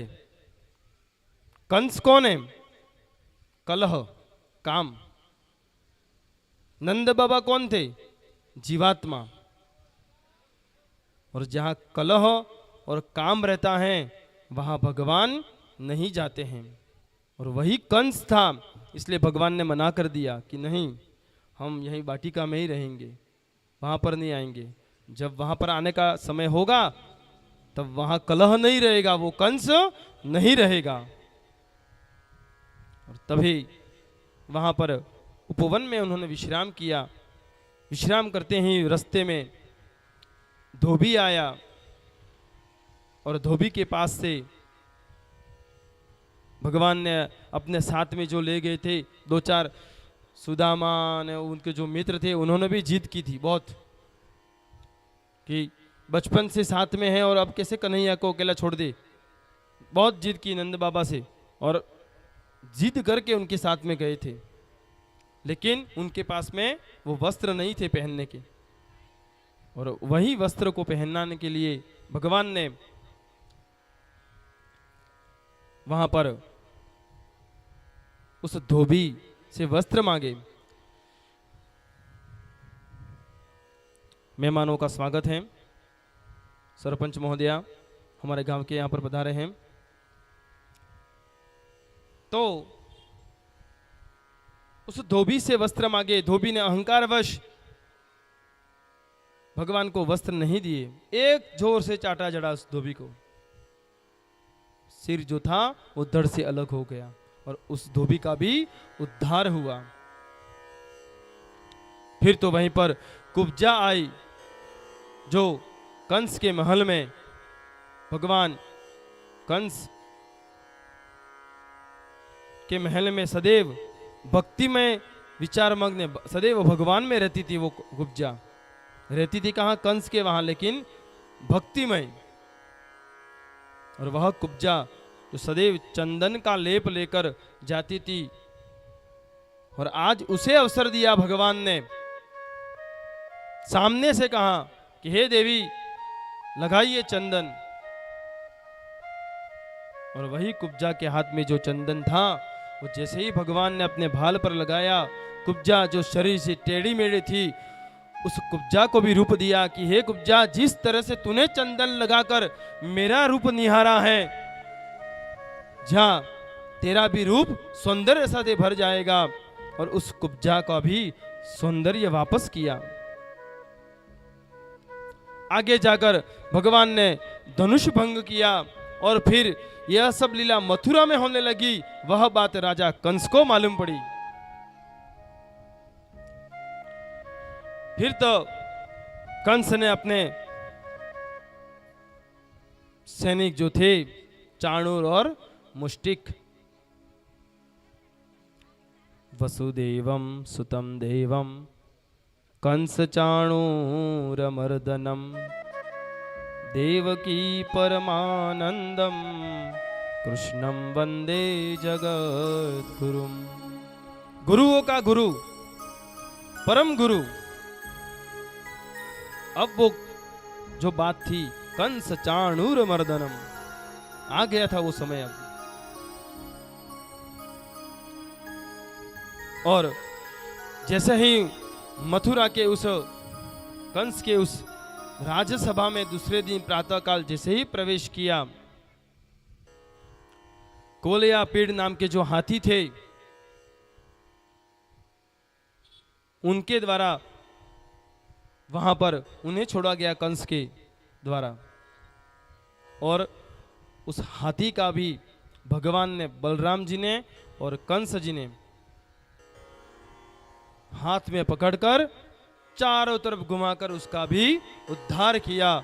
दांत जो थे वो खींच लिए उस हाथी की, और कोलिया पीड़ का भी उद्धार हुआ। फिर तो आगे आए, मल्ल युद्ध होने लगा। मुष्टिक जो बलराम जी से लड़ने लगा और चाणूर जो भगवान कृष्ण से लड़ने लगा। युद्ध हुआ दोनों के बीच में। चाणूर ने भगवान को ललकारा, मैंने सुना है कि तूने गोकुल में बहुत बड़ी बड़ी लीलाएं की हैं, उम्र से तू छोटा है लेकिन तेरी लीलाएं मैंने बहुत सुनी है। तूने हमारे राजा के द्वारा जो भी दूत भेजे गए उन सबका वध किया, सबको मार डाला, लेकिन अब आजा, अब युद्ध कर मुझसे। भगवान मन ही मन मुस्कुरा रहे हैं, अरे देखो तो ललकार रहा है। और एक और कह रहे हैं, मैं तो एक बालक हूं, क्या युद्ध करूंगा आपसे। लेकिन फिर भी चाणूर ललकार रहा है, मालूम है मुझे तू कैसा बालक है। तूने बालक बन करके न जाने कितनी मायाएं कर दी, आज तो तुझे लड़ना ही पड़ेगा। भगवान ने कहा जैसी तेरी इच्छा। कामदेव को भी कहा था जैसी तेरी इच्छा जो कर, चाणूर को भी कहा जो तेरी इच्छा आ लड़। और फिर तो मल्ल युद्ध हुआ और वहीं पर चाणूर और मुष्टिक का भी वध किया।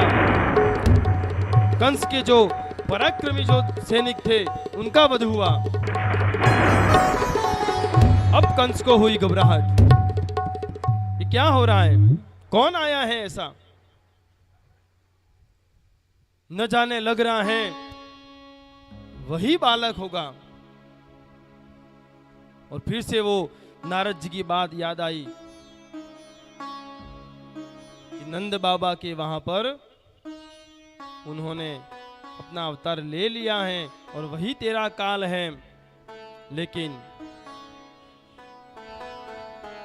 मन में अहंकार भरा था कि आज तो सामने से बुलाया है उसे, अब नहीं छोड़ूंगा उसे। लेकिन भगवान भी उस राह में थे, इंतजार में थे। बहुत यातनाएं दिए हैं तूने मेरे माता और पिता को, मेरे भाइयों को मारा तूने, बहुत यातनाएं दिए तूने, अब समय आ गया तेरा। फिर तो राजा के महल में गए, देखा कंस ने बलराम और कृष्ण दोनों आ रहे हैं, धीरे धीरे धीरे निकट आ रहे हैं। आज तो कृष्ण ने किसको देखा, मामा को देखा। माँ, दो माओं का प्रतिबिंब जिसमें स्वरूप प्रकट होता है मामा। और हम कभी कभी हास्य में बोल देते हैं कंस मामा, यूं नहीं बोलना चाहिए। बोलने से भी वह भाव उत्पन्न हो जाता है।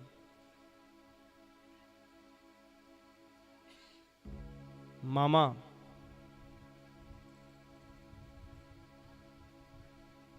क्या प्यार मिलता है वहां जाकर, लेकिन वो प्यार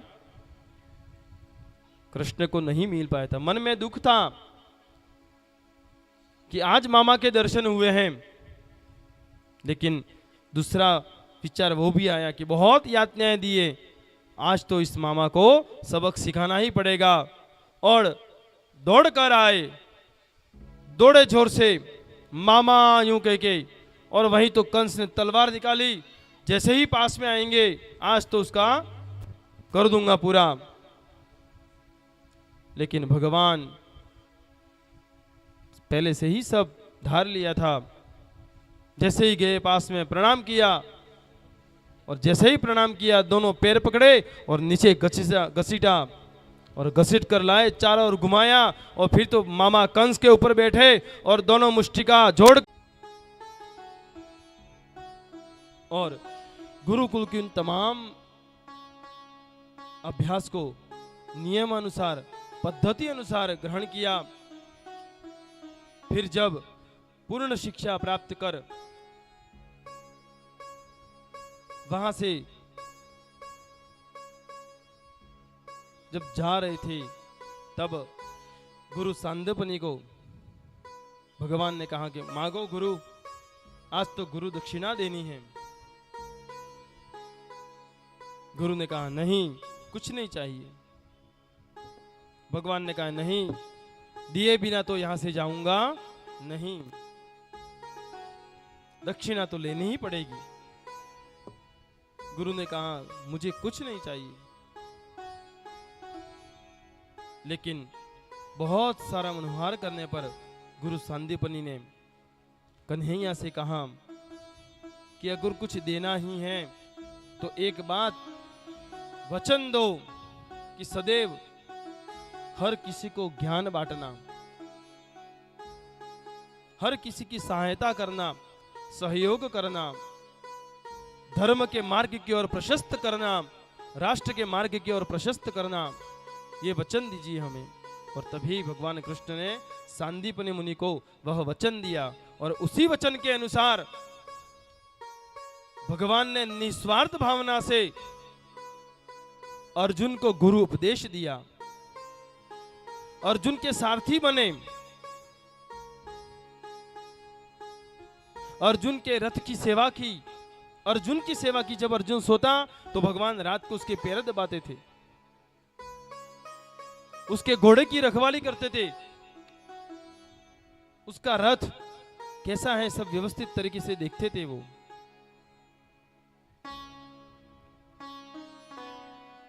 वही जीवन में इसी तरह का उपदेश भगवान ने हमें भी दिया कि सदैव शिक्षा के मार्ग में चलो। फिर तो नंद जी और उद्धव जी से कहा कि पिताजी अब मैं पुनः अभी गोकुल में नहीं आऊंगा, अभी तो मुझे मथुरा में ही रहने दो, क्योंकि अगर मैं अभी गोकुल में आऊंगा तो न जाने और कौन कौन सी बाधाएं उत्पन्न होगी।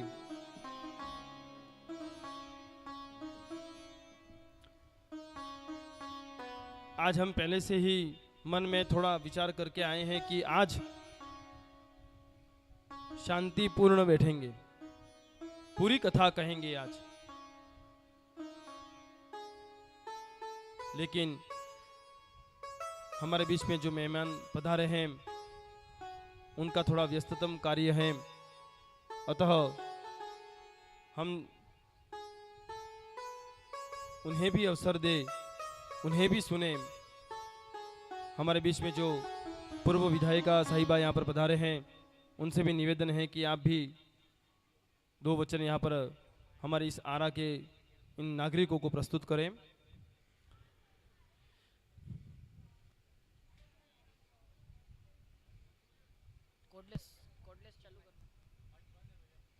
हेलो हेलो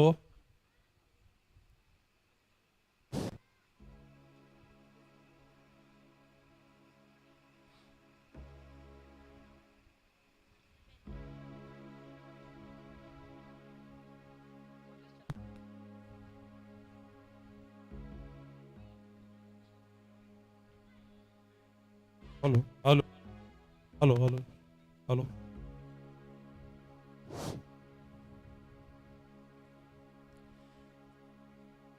सबसे पहले तो मैं व्यासपीठ को प्रणाम करती हूँ।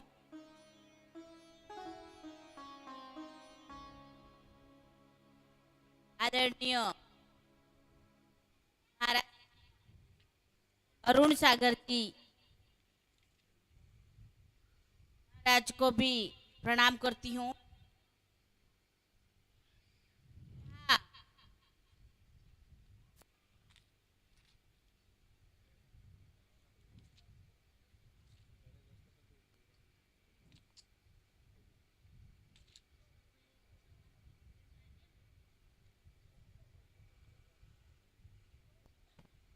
हेलो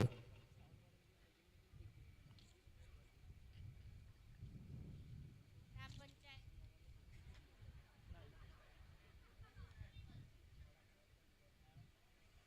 हेलो हेलो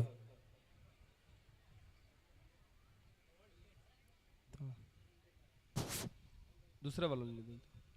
ग्राम पंचायत आरा की समस्त मातृशक्ति को प्रणाम। यहाँ पर विराजमान सभी मेरे आत्मीय, मेरे पिता तुल्य बुजुर्गगण, सभी बालक बालिकाएं और दूर दूर से आए हुए कथा को सुनने के लिए आए हुए समस्त जनता को मैं प्रणाम करती हूँ, धन्यवाद देती हूँ। यहाँ मंच पर विराजमान हमारे पूर्व प्रधान जी नरेंद्र जी पंड्या, हमारे सागवाड़ा के प्रभारी ताजेंग भाई पाटीदार, गौरी शंकर जी, उप सरपंच साहब और सभी का नाम न लेते हुए समस्त कार्यकर्तागण और समस्त यहाँ ये कथा के पूरी कमेटी को सभी को प्रणाम। और मुझे यहाँ 2 शब्द बोलने का अवसर दिया है, उसके लिए मैं आप सभी का धन्यवाद देती हूँ। ग्राम पंचायत आरा में ही मैं भी बिल्कुल पास में ही आपके पड़ोसी हूँ, इसलिए आरा से मेरा बहुत ही लगाव है। हर कार्यक्रम में मुझे बिन बुलाए आ जाना चाहिए, यही विचार करके मैं आप सबके बीच में आज आई हूँ। और समय समय पर आरा की जनता ने मुझे बहुत सारा आशीर्वाद दिया है, बिन मांगे मुझे ढेर सारा आशीर्वाद दिया है। और उस आशीर्वाद के लिए मुझे किसी कार्यक्रम में या कोई भी आयोजन होता है तो मुझे नहीं बुलाए तो भी आना ये मेरा कर्तव्य बन जाता है, क्योंकि मेरे अपने हैं सब। और यही इस कथा में भी महाराज जी का प्रवचन हमने अभी सुना, बहुत ही बढ़िया। ऐसा लग नहीं रहा है कि शुरुआत हो रही है गुरुदेव की। मुझे तो ऐसा लगा कि न तो ये तो पहले भी बहुत सारी कथाएं करवा चुके हैं ऐसा। और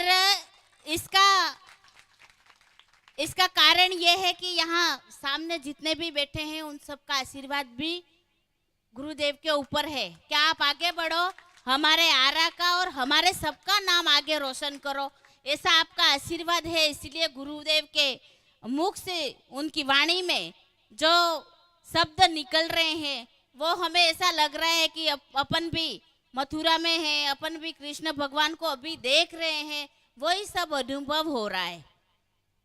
मातृशक्ति यहाँ पर बहुत सारी विराजमान है, कथा सुनने आ जाते हैं, सुन लेते हैं, पर कथा सुनी और उसको अपने व्यवहारिक जीवन में उतारना भी जरूरी है।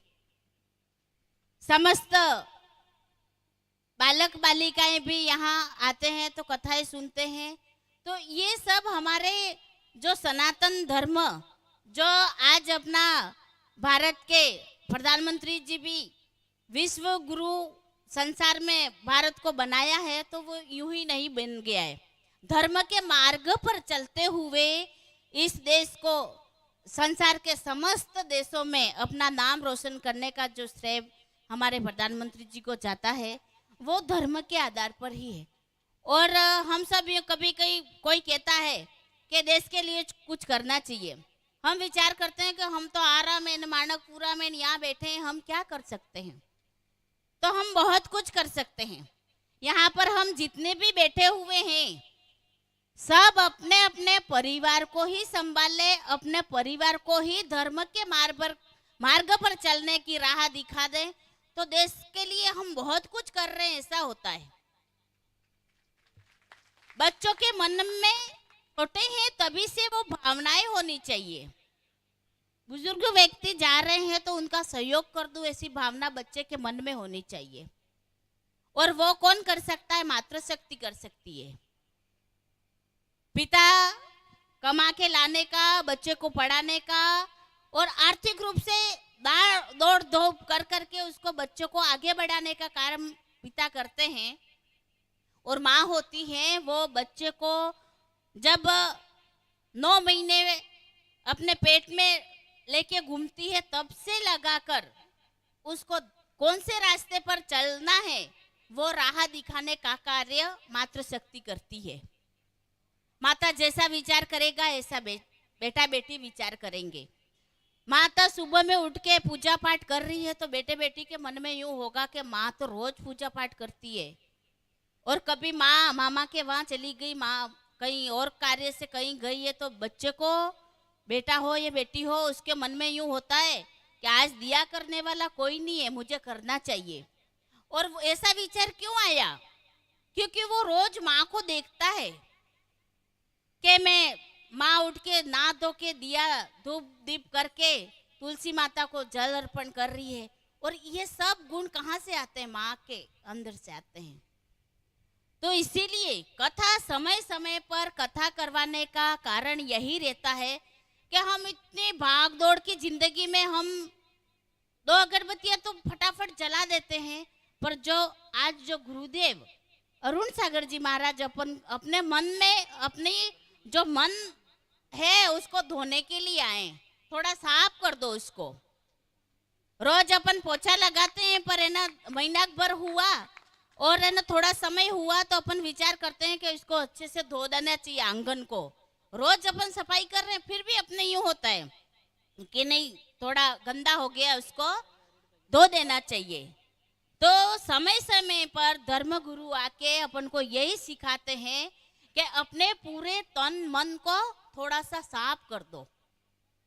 और साफ अपन इसलिए करेंगे, कम से कम अपन यहाँ पर सब बैठे हैं, हमारे मन में कोई गलत विचार यहाँ नहीं आता है, क्योंकि अपना पूरा दिमाग गुरुदेव के यहाँ पर है। वो बोल रहे हैं आज हमारा जन्म ही नहीं हुआ तब कृष्ण भगवान आ गए, पर अपन को ऐसा लग रहा है कि भगवान का जन्म हो रहा है, भगवान की सब जो उनकी क्रियाएं थी वो हम अपने सामने हो रही हैं सब के सब, ऐसा हम महसूस करते हैं। और ये महसूस करवाने का कार्य धर्म गुरु ही करवाते हैं। और इसीलिए आज यहाँ पर पूरी कमेटी और यजमान महोदय सब परिवार को, उनको भी धन्यवाद देती हूँ कि इतना बड़ा जो आयोजन यहाँ आरा में हुआ है उसका सभी का जो श्रेय है उसको मैं धन्यवाद देती हूँ। और समय समय पर हर जगह ऐसे धर्म के कार्य होते रहे, ताकि हमारे जो भी हम धर्म के मार्ग पर चलते हुए आगे बढ़ना चाहते हैं वो आगे हम बढ़ते रहें, बच्चों को भी आगे बढ़ाते रहें। यही मैं 2 शब्दों के साथ में आपने समस्त ग्रामवासियों और यहाँ की पूरी टीम ने मुझे सम्मान दिया, उसके लिए आपका दिल से आभार प्रकट करती हूँ। धन्यवाद। बहुत बहुत धन्यवाद मैडम साहिबा। आपका पुनश्च स्वागत, अभिनंदन, वंदन और आभार प्रकट करते हैं कि अल्प निवेदन पर आप पधारे और अपने समय निकाला। आगे व्यासपीठ पर अरुण सागर। जय श्री कृष्ण।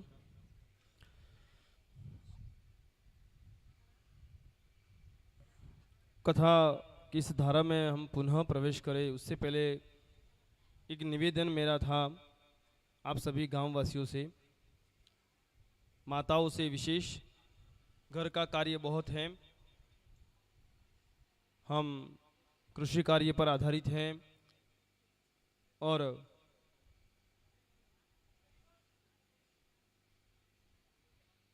समय को भी देखना है हमें, लेकिन फिर भी यह कार्य आज ही हमें करना है और इसकी पूरी तैयारी के साथ में हम आए हैं। तो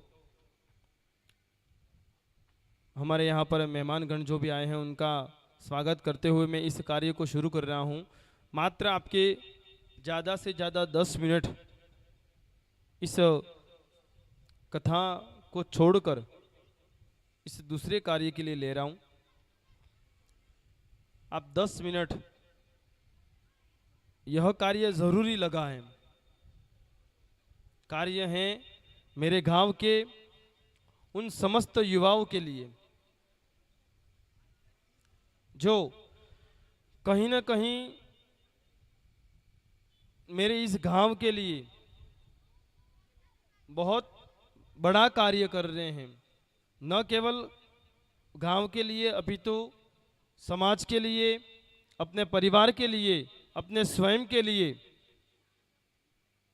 उनका श्रेय बहुत है। और जैसे आपने मुझे पहचान कर मुझे आज यह स्थान दिया है, मैं चाहता हूं कि हम सभी हमारे गांव के उन सभी युवाओं को पहचाने कि किसमें कितना वह साहस है, कितना वो दम है, वो क्या कर रहा है, उसको पहचाने सभी। और वह ऐसे समय पर ही किया जाए तो ज्यादा वह मजबूत बनता है।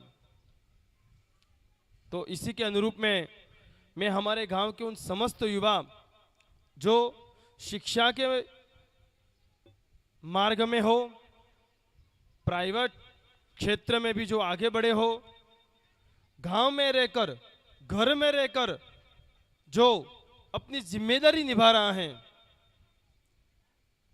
ऐसा नहीं है कि जो शैक्षिक में गया है वही आगे हुआ।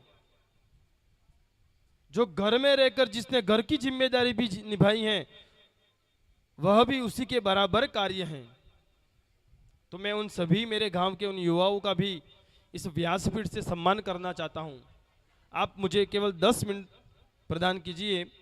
मैं यहाँ पर जो भी उपस्थित हैं, मेरे गांव के सभी युवा जो यहाँ पर उपस्थित हैं, वो शीघ्र ही यहाँ पर आ जावे। समय को देखते हुए ज़्यादा समय नहीं ले, क्योंकि हमें कथा प्रवाह में भी जाना है। तो आप शीघ्र यहाँ पर आए। आज मैं आपका सम्मान करना चाहता हूँ और सदैव आपकी निष्ठा अपने परिवार के प्रति, अपने गांव के प्रति, मेरे प्रति आपकी सदैव बनी रहे, वही भगवान से मैं कामना करता हूँ। यहाँ पर लिस्ट भी आई है मेरे पास, 10 मिनट लगेंगे, शीघ्र ही आ जावे। दीपक दुलाजी पाटीदार, डायलाल प्रेमजी पाटीदार, वासुदेव गोकुलजी पाटीदार, नरेश खेमजी पाटीदार, दिनेश थोपजी पाटीदार, भोगीलाल डायलाल जी पाटीदार। मैं निवेदन करता हूँ ये एक एक नाम यहाँ से लिए जाएं।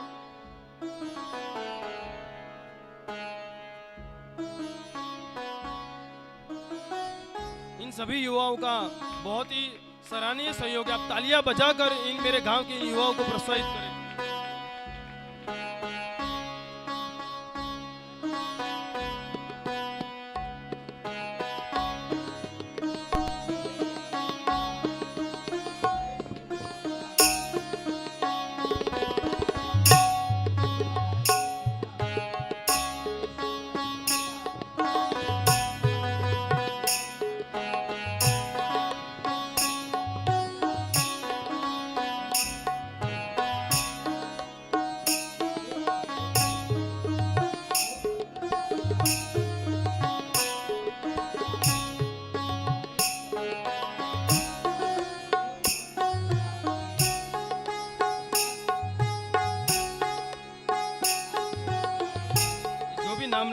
शीघ्र आवे। अगर अगर वे नहीं है तो उनके परिवार से कोई भी आ जावे। ये जो नाम ले रहे हैं नहीं है, उनके परिवार से आ जावे।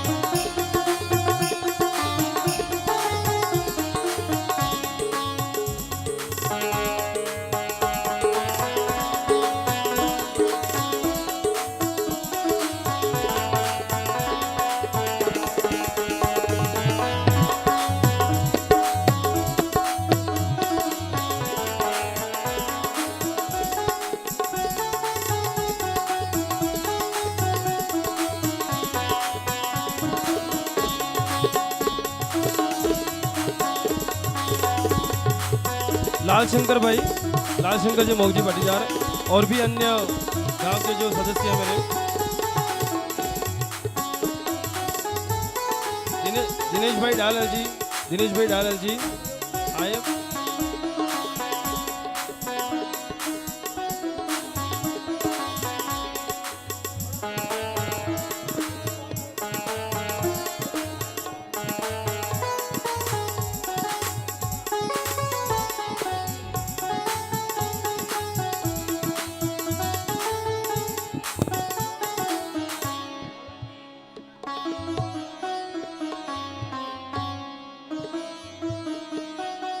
हमें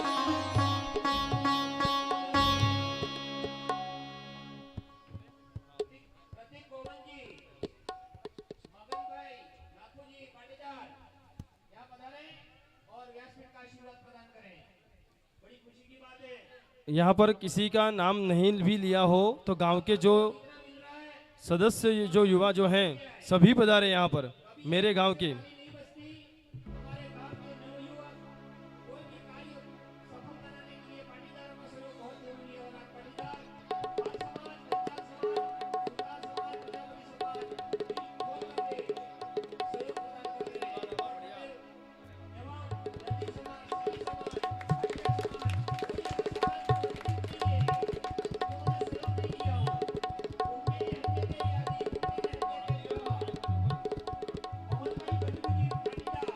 अभिषेक जी पंड्या ठाकरेड़ा से आए हैं। जमाई साहब कथा सुनने के लिए अहमदाबाद से आए हैं, 2 दिन के लिए अहमदाबाद से कथा सुनने के लिए आए हैं। धन्यवाद उन्हें भी।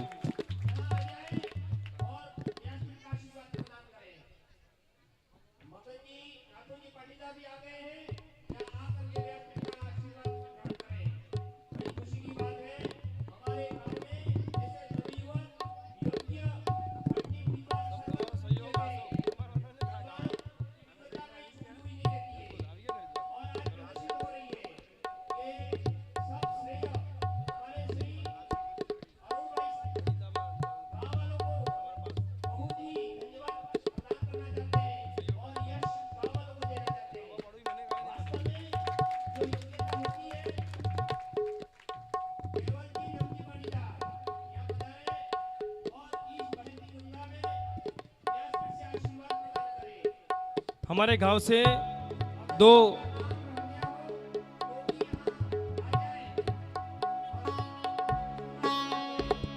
राष्ट्र के लिए सदैव तत्पर ऐसे हमारे गांव से 2 जयेश भाई पाटीदार और विनोद भाई मांझी पाटीदार कमांडो हैं।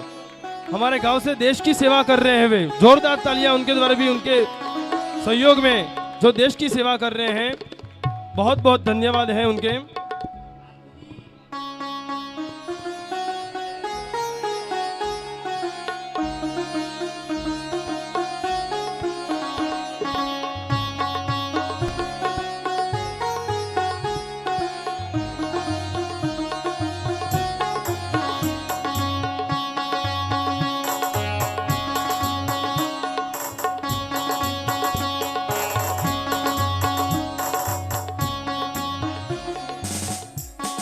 राकेश भाई और हर्षित भाई पंचाल, ये जो आप पंखे की हवा जो खा रहे होगे, ये इनका पूरा मार्गदर्शन इन दोनों का है। खूब खूब धन्यवाद कहो।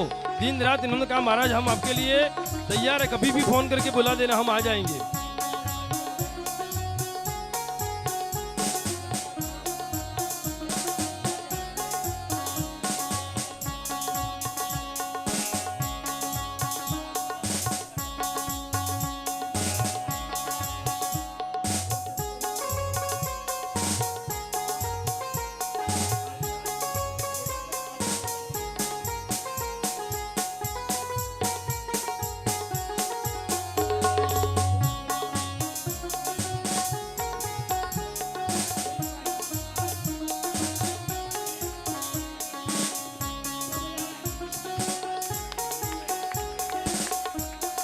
भावेश जी पाठक जो हमारे यहाँ पर शास्त्री थे वे, और गुरुजी के पुत्र निशान जी उपाध्याय, और उन्हीं रमेश काके के दूसरे पुत्र हर्षित जी पाठक, ब्राह्मण परिवार से 3, और पाटीदार परिवार से हमारे दीपक भाई, दीपक मोहन जी पाटीदार एवं पंकज सुरेश जी पाटीदार। बहुत मेहनत की इन सब ने, जिनका भी सिलेक्शन हुआ है, बहुत मेहनत की है, अन्य समाजों से भी जिन्होंने बहुत मेहनत करके उस स्थान को प्राप्त किया है, इस व्यासपीठ से उन सबका हृदय से मैं धन्यवाद कहता हूँ कि आपने आरा का नाम कहीं ना कहीं रोशन किया है। और माँ सरस्वती और भी जो तैयारी कर रहे हैं, बहनें हैं, भाई हैं, उनको बहुत बुद्धि दे और सदैव उन्हें उत्तीर्णता प्राप्त कराए।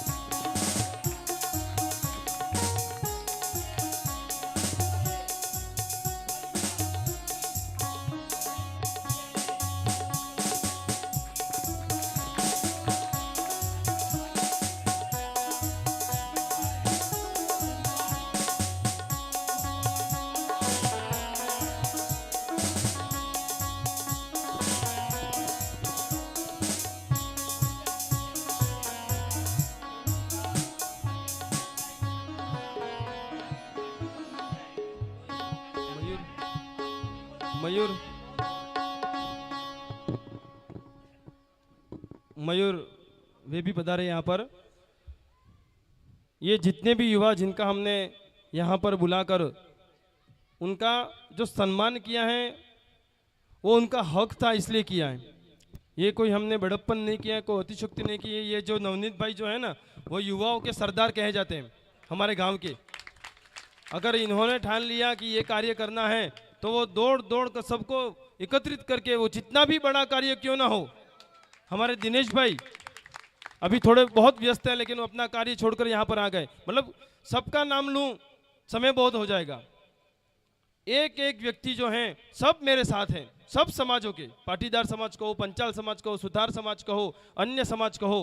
यहाँ पर राकेश जी, रमनलाल जी दर्जी एवं मिथुन जी, देवीलाल जी दर्जी भी उपस्थित हो तो वे भी आए। अगर उपस्थित हैं इनके परिवार से तो वो भी आए। शिक्षा के मार्ग में वो भी बहुत अव्वल हैं, उन्होंने भी हमारा गांव का नाम रोशन किया है। अगर उपस्थित हैं तो वे भी यहाँ पर पधारे।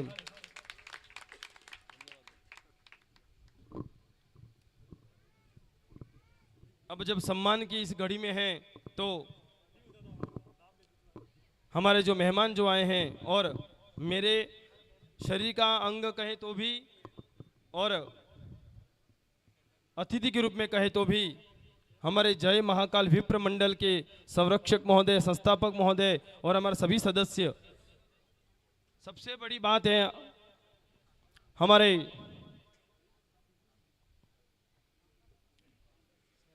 उस मंडल के लिए, हमारा वह मंडल अनुशासन को दिखाने वाला है।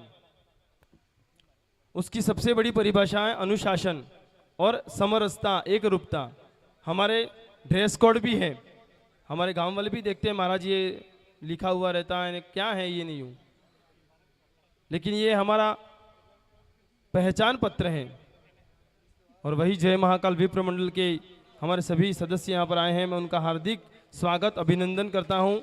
वे भी यहाँ पर पधारे। सभी सदस्य मेरे योगेश भाई, दीपक भाई, चंद्रशेखर भाई, लोकेश मामा, गिरीश भाई भासोर, परेश भाई भट्ट अभी हमारे इस मंडल के अध्यक्ष हैं, और रोहित भाई, उमेश भाई, देवकृष्ण भाई, विशाल भाई, उत्तम भाई, जितेंद्र भाई। हम 22 परिवार के रूप में रह रहे हैं इकट्ठे होकर। वर्तमान समय में कोई इकट्ठा नहीं हो जाता है। ब्राह्मणों को एक करके रखना हाथी को वश में रखना उसके बराबर में है। हाथी की सेवा करो या ब्राह्मणों की सेवा करो, और वैसा कार्य हमारे चंद्रशेखर भाई ने किया है। 22 ब्राह्मणों को एक रस्सी से बांधा है उन्होंने माला के रूप में। बहुत बहुत धन्यवाद देना चाहता हूं मेरे महाकाल विप्र मंडल को भी।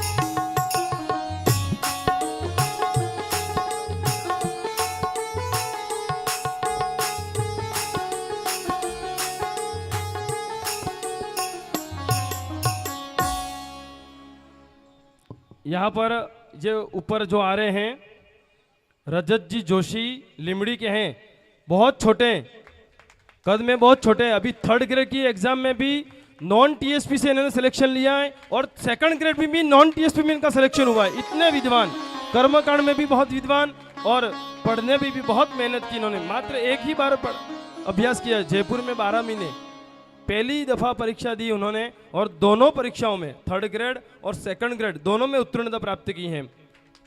बहुत ही विद्वान। धन्यवाद, आज यहाँ पर आप भी पधारे हैं।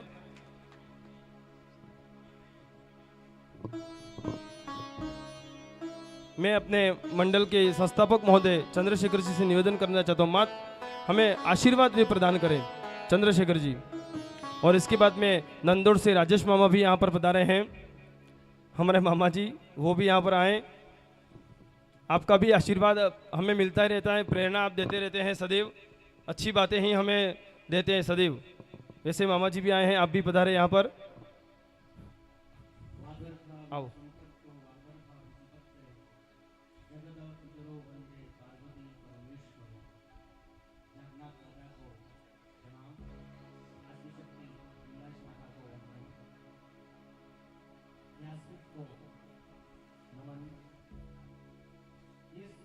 सुंदर कार्यक्रम में उपस्थित सभी श्रद्धालु भक्तों को साधुवाद।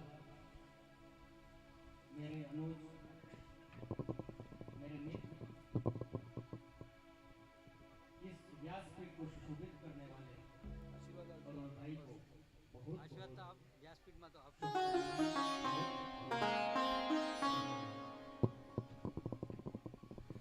बहुत खुशी हुई।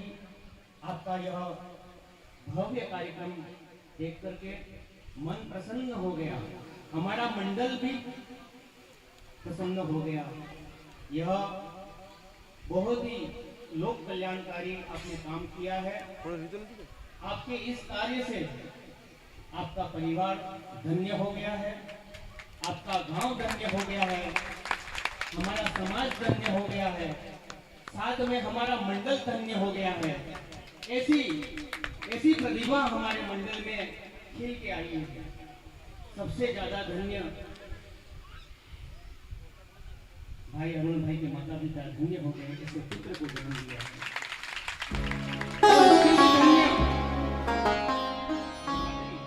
जिसने ऐसे पिता को पाया, बहुत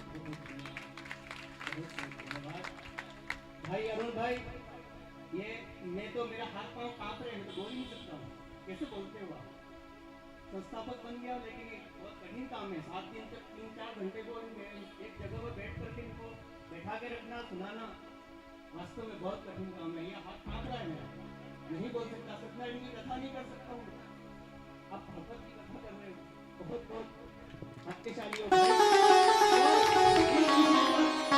इस विषय में मैं उस शख्स को याद करना चाहता हूँ। आपने भले भागवत का पुराण पारायण बहुत किया होगा, लेकिन जब मंडल से जुड़ने के बाद पहली बार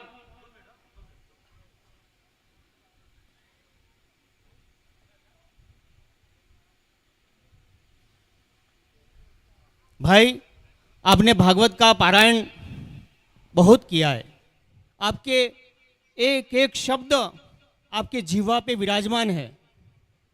लेकिन जब आप मंडल से जुड़े, उसके बाद जब आपने पहली बार भागवत पारायण करने के लिए उस पवित्र भूमि पर जब गए, मेरे मित्र धर्मदीप के सानिध्य में, मुकेश भाई ठाकर के साथ में, केदारनाथ और हरिद्वार में, उसका यह परिणाम है। उसमें धर्मदीप को मैं यहाँ याद करता हूँ, मेरा मित्र, उसको मैं श्रद्धांजलि अर्पित करता हूँ। आज हमारे वो बीच में नहीं है, और उस भव्य कथा का आयोजन करके जब आप हमारे इस गांव में हमारे बीच में पधारे थे, तब आपका इस मंडल ने भव्य स्वागत किया था। किसी को ऐसा लग रहा था भाई अपना कर्म क्षेत्र है, उसने किया होगा, क्या करना पड़ता है, लेकिन मुझे उस महाकाल भगवान ने पहले से प्रेरित कर दिया था कि यह उसका परिणाम आज इस गांव में मिलेगा। वो स्वागत का परिणाम आज मिल रहा है। बहुत बहुत धन्यवाद अरुण भाई, आपने सबको गौरवान्वित किया है। ज़्यादा मैं कुछ नहीं बोलूँगा आपके बीच में, अपने समय बर्बाद नहीं करूँगा। अपन को सुनना अरुण भाई को है।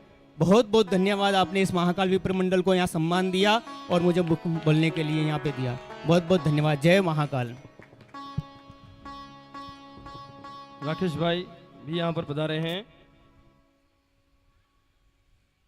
जब ये हमसे एक क्लास आगे थे मिथुन भाई और राकेश भाई, बहुत ही होशियार, दोनों ही प्रतिभाएं थी और आज उन्होंने अपना लक्ष्य प्राप्त किया। ऐसे ऐसे हमारे गांव में हमने आज देखा है,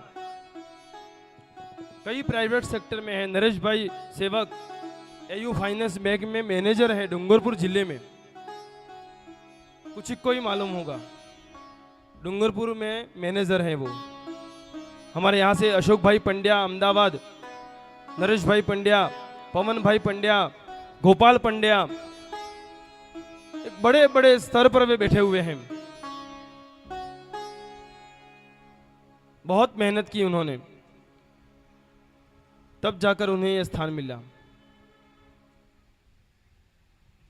पंकज सुरेश भाई पाटीदार, मैं उनके घर पे पाठ करने जाता था नवरात्र में, अपने हाथ से पानी पीता था, उसको भी मना बोलता था, रहने दे भाई तू पढ़। इतनी मेहनत की है हमारे दोनों भाई भावेश और हर्षित। उनकी मेहनत तो अगर देखोगे ना आंखों के आंसू आ जाएंगे। और भगवान ने उन्हें बहुत आशीर्वाद दिया। इतनी मेहनत, बहुत मेहनत की उन्होंने और उसका फल प्राप्त हुआ। नारायण लाल जी गुरुजी,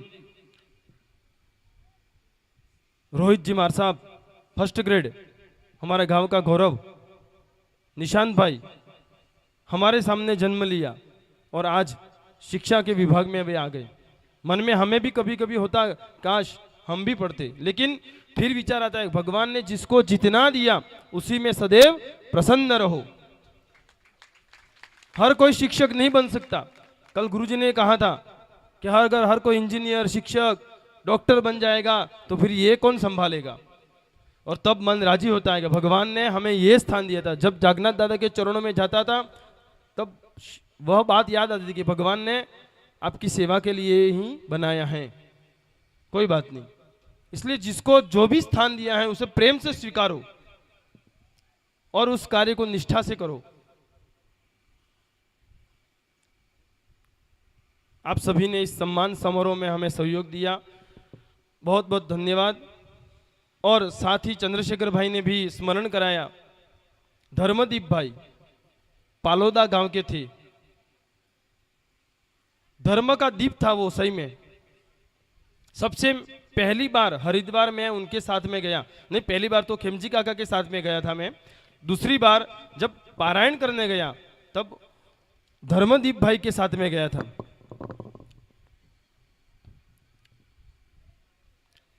और धर्मदीप भाई ने भागवत की थी, सटीक मूल भागवत कथा में, कोई अन्यथा बात नहीं, और मेरे हृदय में बैठ गई थी। तब से मतलब उनका प्रेम मेरे पे बहुत था। वो बंबई रहते थे, कर्मकांड करते थे, लेकिन यहाँ का जो काम था वो फोन करके मुझे बोल देते थे, अरुण ये कर दे, वो कर दे, इनका ये कर देना, इनका वो कर देना। और कोरोना में भगवान ने उन्हें अपने पास बुला लिया कि तू आजा, मेरे पास आजा, तेरी जरूरत यहाँ पर है। कम समय में वो हम सबको छोड़ के चले गई। ऐसे धर्मदीप भाई, व्यासपीठ से भी आपको मैं नमन करता हूं, श्रद्धांजलि अर्पित करता हूं। साथ ही हमारे गांव के वह भक्ति में, हर भक्ति में कार्य में सदैव अग्रसर रहने वाले, हमने पहले भी उनका स्मरण किया था, आज पुनः वो अवसर आया इसलिए पुनः स्मरण कर लेता हूं। विद्या बुआ हर कार्य में, मतलब कोई भी कार्य हो सदैव अग्रसर रहते, इतने प्रेमालु थे, हर मतलब बहुत मीठा बोलते थे वे। और माना जाता है कि भगवान को भी उसकी जरूरत होती है, जिसको हमको ज्यादा जरूरत होती है ना, उसको हमसे ज्यादा भगवान को जरूरत होती है। और मरते मरते उन्होंने भी भगवान का बहुत नाम लिया। हमारे नरेश भाई, कौन नहीं जानता है नरेश भाई को, तो हर कार्य में वो बंदा हम सबसे आगे, हिम्मत देने वाला था वो। अरे हो जाएगा, खेलते खेलते हो जाएगा। भगवान को उनकी जरूरत पड़ गई। मतलब हर व्यक्ति जो अच्छा है, जो हम चाहते हैं कि अच्छा है, हमें जरूरत है ज्यादा, हमसे ज्यादा उसको जरूरत है। उन सभी को मैं इस व्यासपीठ से श्रद्धांजलि अर्पित करता हूं। साथ ही उन्हीं विद्यादेवी का पुत्र सचिन ललिता शंकर जी उपाध्याय, जो जयपुर में है, जयपुर में है, हाँ, तो आईटी, और अभी कराना चाहिए वो आईटी, उसमें बहुत अच्छा उसका रास्ता है। लेकिन कब? जब हमारा यह परिवार उसके लिए तैयार हो। पढ़ाओ, आप बच्चे को आगे पढ़ाओ, शिक्षा दो, और शिक्षा के साथ में संस्कार भी देना। संस्कार मत भूलना, संस्कार भी देना।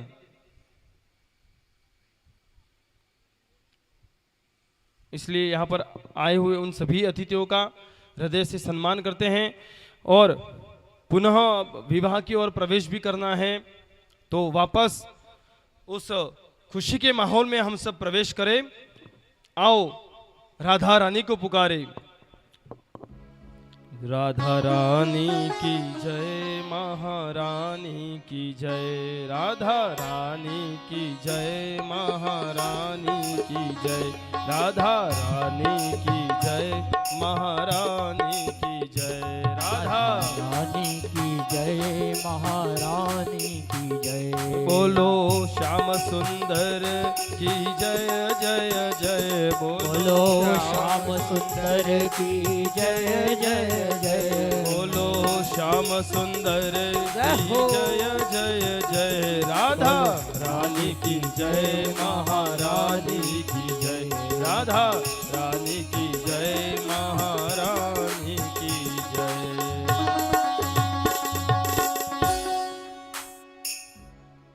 फिर आगे जब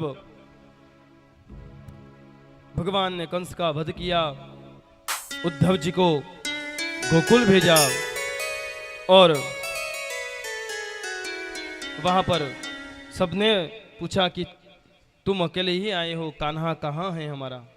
सब इंतजार में थे कि कान्हा आने वाला है, कन्हैया आने वाला है, लेकिन तब केवल उद्धव जी ही वहां पर गए। रथ में बैठे हुए हैं, सबको बोला कन्हैया नहीं आया है, मैं ही आया हूं।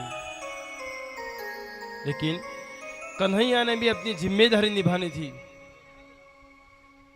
जितना समय गोकुल में निकाला, अब कुछ मथुरा के लिए भी करना था।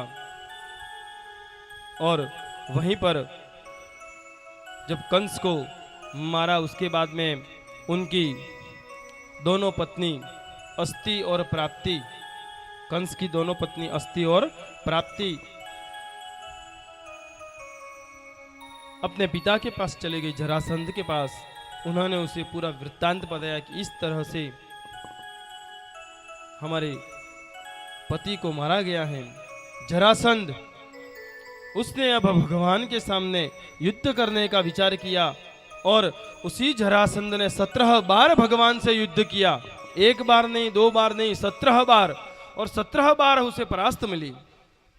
अब 18वीं बार फिर से युद्ध करने की सोचा, लेकिन इस बार वो अकेला नहीं गया, इस बार वो काल यवन को साथ में ले गया।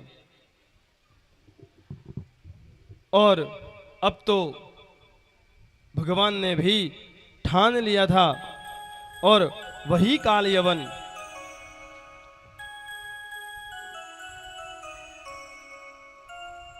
वहां से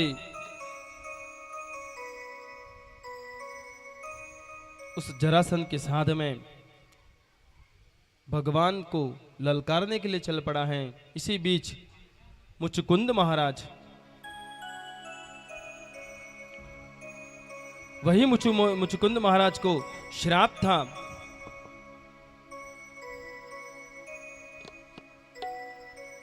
कि तुम्हें जो भी सबसे पहले उठाएगा, उनको ऐसा था कि जो भी उनको उठाएगा, जैसे ही उनकी आंख खोलेगी और दृष्टि जिन पर पहले पड़ेगी, वह भस्म हो जाएगा।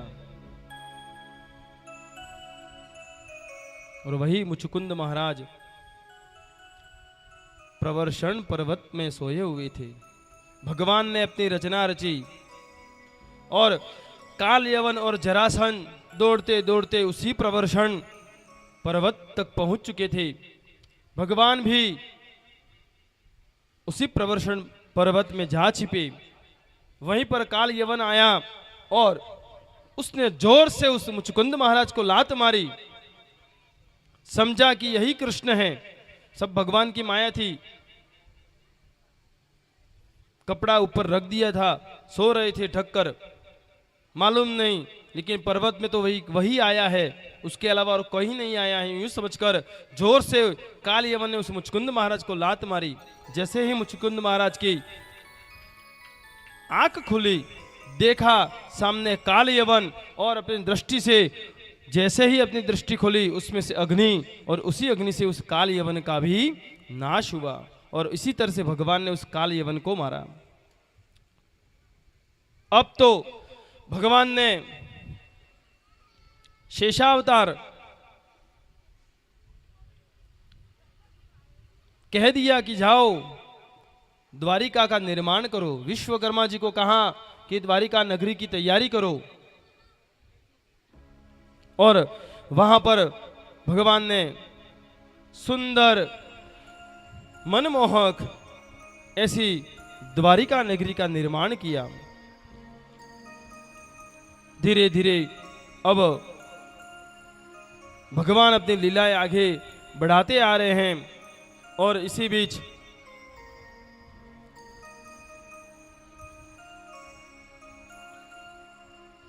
यहां पर रुक्मी, शिशुपाल, उनका वर्णन सुखदेव जी महाराज को सुनाया। अभी यहां पर रुक्मणी जी का और भगवान का विवाह होने वाला है। आज भगवान का विवाह होने वाला है। हम कल बताना भी भूल गए अपने व्यस्ततम कार्यक्रम के कारण, लेकिन भगवान के विवाह में हमें उनका स्वागत करना है। हमने ग्रुप के माध्यम से भी मैसेज संदेश भिजवाया कि आज भगवान के विवाह में जो भी कन्यादान करना चाहता हो, भूमि दान करना चाहता हो, भगवान का संबंध, आपका उनसे जैसा संबंध हो वैसे आप उस भगवान के विवाह में शामिल हो। आपको जो योग्य लगे वैसा सज धज कर हम सब आए हैं भगवान के विवाह में। तो यहाँ पर जब भगवान आएंगे तब हमारे मुख्य यजमान हैं, पोथी यजमान हैं, और भी अन्य जो श्रोतागण आए हैं, महिला जो माताएं जो हैं, वे आधे तो भगवान की बारात लेकर आएंगे और आधे जो हैं वो रुक्मणी जी की ओर से रहेंगे। अब किसी को कहना नहीं पड़े, जिसको भी जिसकी ओर रहना है वो अपने मन से उनका स्वागत करें। मंगल गीतों के साथ में भगवान का विवाह करेंगे। और इस विवाह के लिए मामेरा के लिए सबसे पहले लाल शंकर भाई, वासुदेव भाई, गणेश भाई, अमरजी प्रजापत, इन्होंने कल ही कह दिया था कि आज के विवाह के लिए मामेरा मैं लाऊंगा। बड़े सौभाग्य की बात होती है। हमने तो भगवान का विवाह देखा भी नहीं था, कैसा हुआ था, लेकिन मात्र कुछ कल्पना कर सकते हैं, मन में विचार ला सकते हैं कि कैसा विवाह हुआ होगा। और उनके विवाह में कन्यादान करने का सौभाग्य प्राप्त होगा। तो हमारे जो मुख्य यजमान है, पोथी यजमान है, आप में से कोई भी कन्यादान निमित्त में आगे आना, बारात में जाना,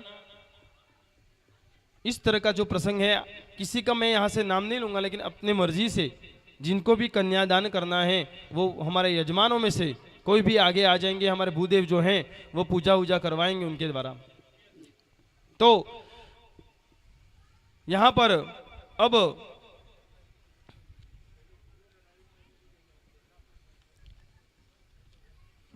रुक्मणी जी के विवाह की बात तो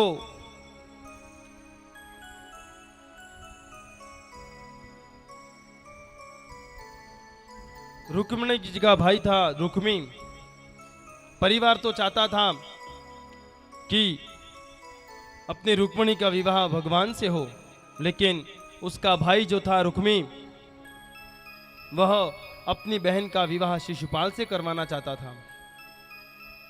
इधर रुक्मिणी जी साक्षात लक्ष्मी स्वरूपा, और उन्होंने पहले से ही भगवान कृष्ण को अपना पति मान लिया था कि अगर विवाह करूंगी तो कृष्ण से ही करूंगी, आजीवन विवाह नहीं करूंगी, जन्म जन्मांतर विवाह नहीं करूंगी, लेकिन जब करूंगी तो कृष्ण से ही करूंगी। हम भी प्रण ले ले, हम भी मन में भावना बना ले कि कृष्ण ही पति हैं हमारे, कृष्ण ही भाई हैं हमारे, कृष्ण ही पिता हैं हमारे, और जब तक यह भाव उत्पन्न नहीं होगा हम उनको पा नहीं सकते।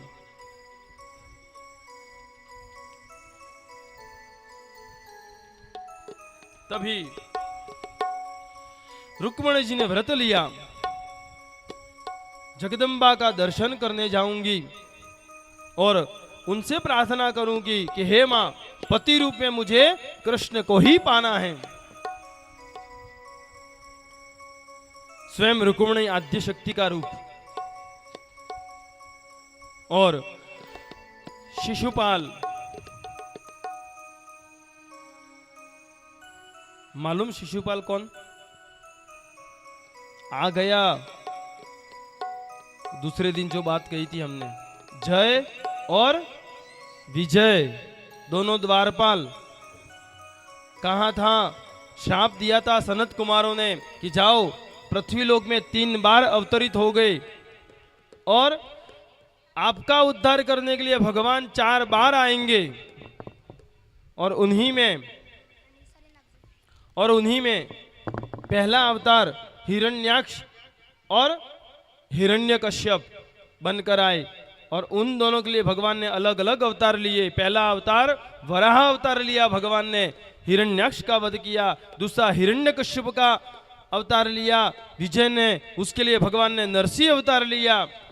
फिर दूसरे जन्म में त्रेता युग में रावण और कुंभकर्ण बने, और उनका वध करने के लिए भगवान ने रामा अवतार धारण किया। और अब द्वापर युग में वही जय और विजय शिशुपाल और दंतवक्त्र बनकर आए हैं, और उन्हीं का उद्धार फिर से भगवान कृष्णा अवतार में करेंगे। तो अब शिशुपाल, उसे वरदान मिल गया था कि अगर तुझे मारेंगे तो कौन मारेगा? कृष्ण ही मारेगा। संबंधी होते थे वे, और जब शिशुपाल को मालूम पड़ा कि संबंधी है मेरा, मुझे क्यों मारेगा, तब शिशुपाल की मां को भगवान ने कहा कि चिंता मत कीजिए, 100 पाप करेगा तब तक तो हाथ भी नहीं लगाऊंगा, लेकिन जैसे ही 100 से 101 हुआ तुरंत मार दूंगा। और वही शिशुपाल उस बात को जान गया, धीरे धीरे अज्ञानता वश में अत्याचारी बनने लगा, पाप कर्म करने लगा। और वही शिशुपाल का विवाह रुक्मी, जो रुक्मिणी का भाई था, वह रुक्मिणी से करवाना चाहता था। जरासंध, दंतवक्त्र, शिशुपाल सब तैयार हुए, लेकिन उधर से रुक्मिणी जी मन में ही संकोच करने लगी कि हे ईश्वर, हे प्रभु, पति रूप में आपको मान लिया है, अब तो जो करना है वो आपको करना है। और उसी समय रुक्मिणी ने सुदेव नामक ब्राह्मण के साथ में पत्र भेजा, संसार का पहला प्रेम पत्र जो रुक्मिणी जी ने श्री कृष्ण जी को लिखा था, पहला प्रेम पत्र। और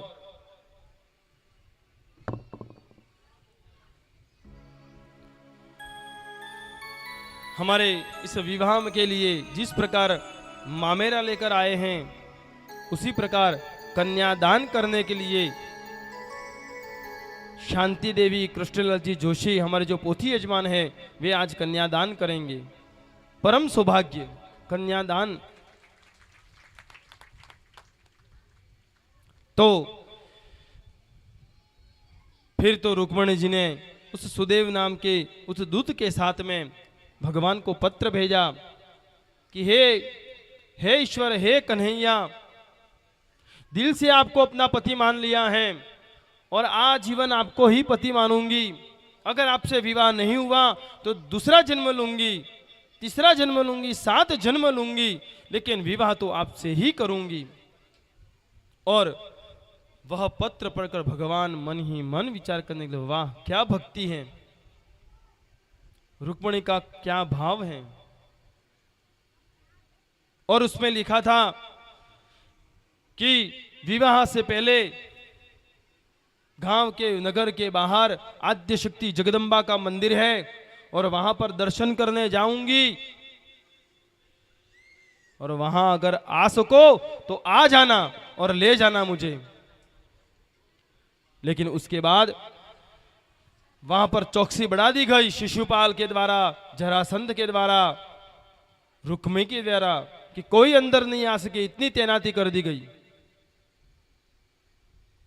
और तभी रुक्मिणी ने उनसे प्रार्थना की कि मुझे आद्य शक्ति का दर्शन करना है, मुझे पूजा करनी है, मुझे जाने दो। और तभी रुक्मिणी जी मां के दर्शन करने के लिए, वहां पूजा करने के लिए गए हैं। और इधर से भगवान भी निकल पड़े हैं कि अब समय आया है, अब रुक्मिणी को अपने हृदय में उतारने का समय आया है। भगवान ने साक्षात मीरा जैसा भाव शरीर के साथ में भगवान में समा गई थी मीरा जी उस रणछोड़ राय में।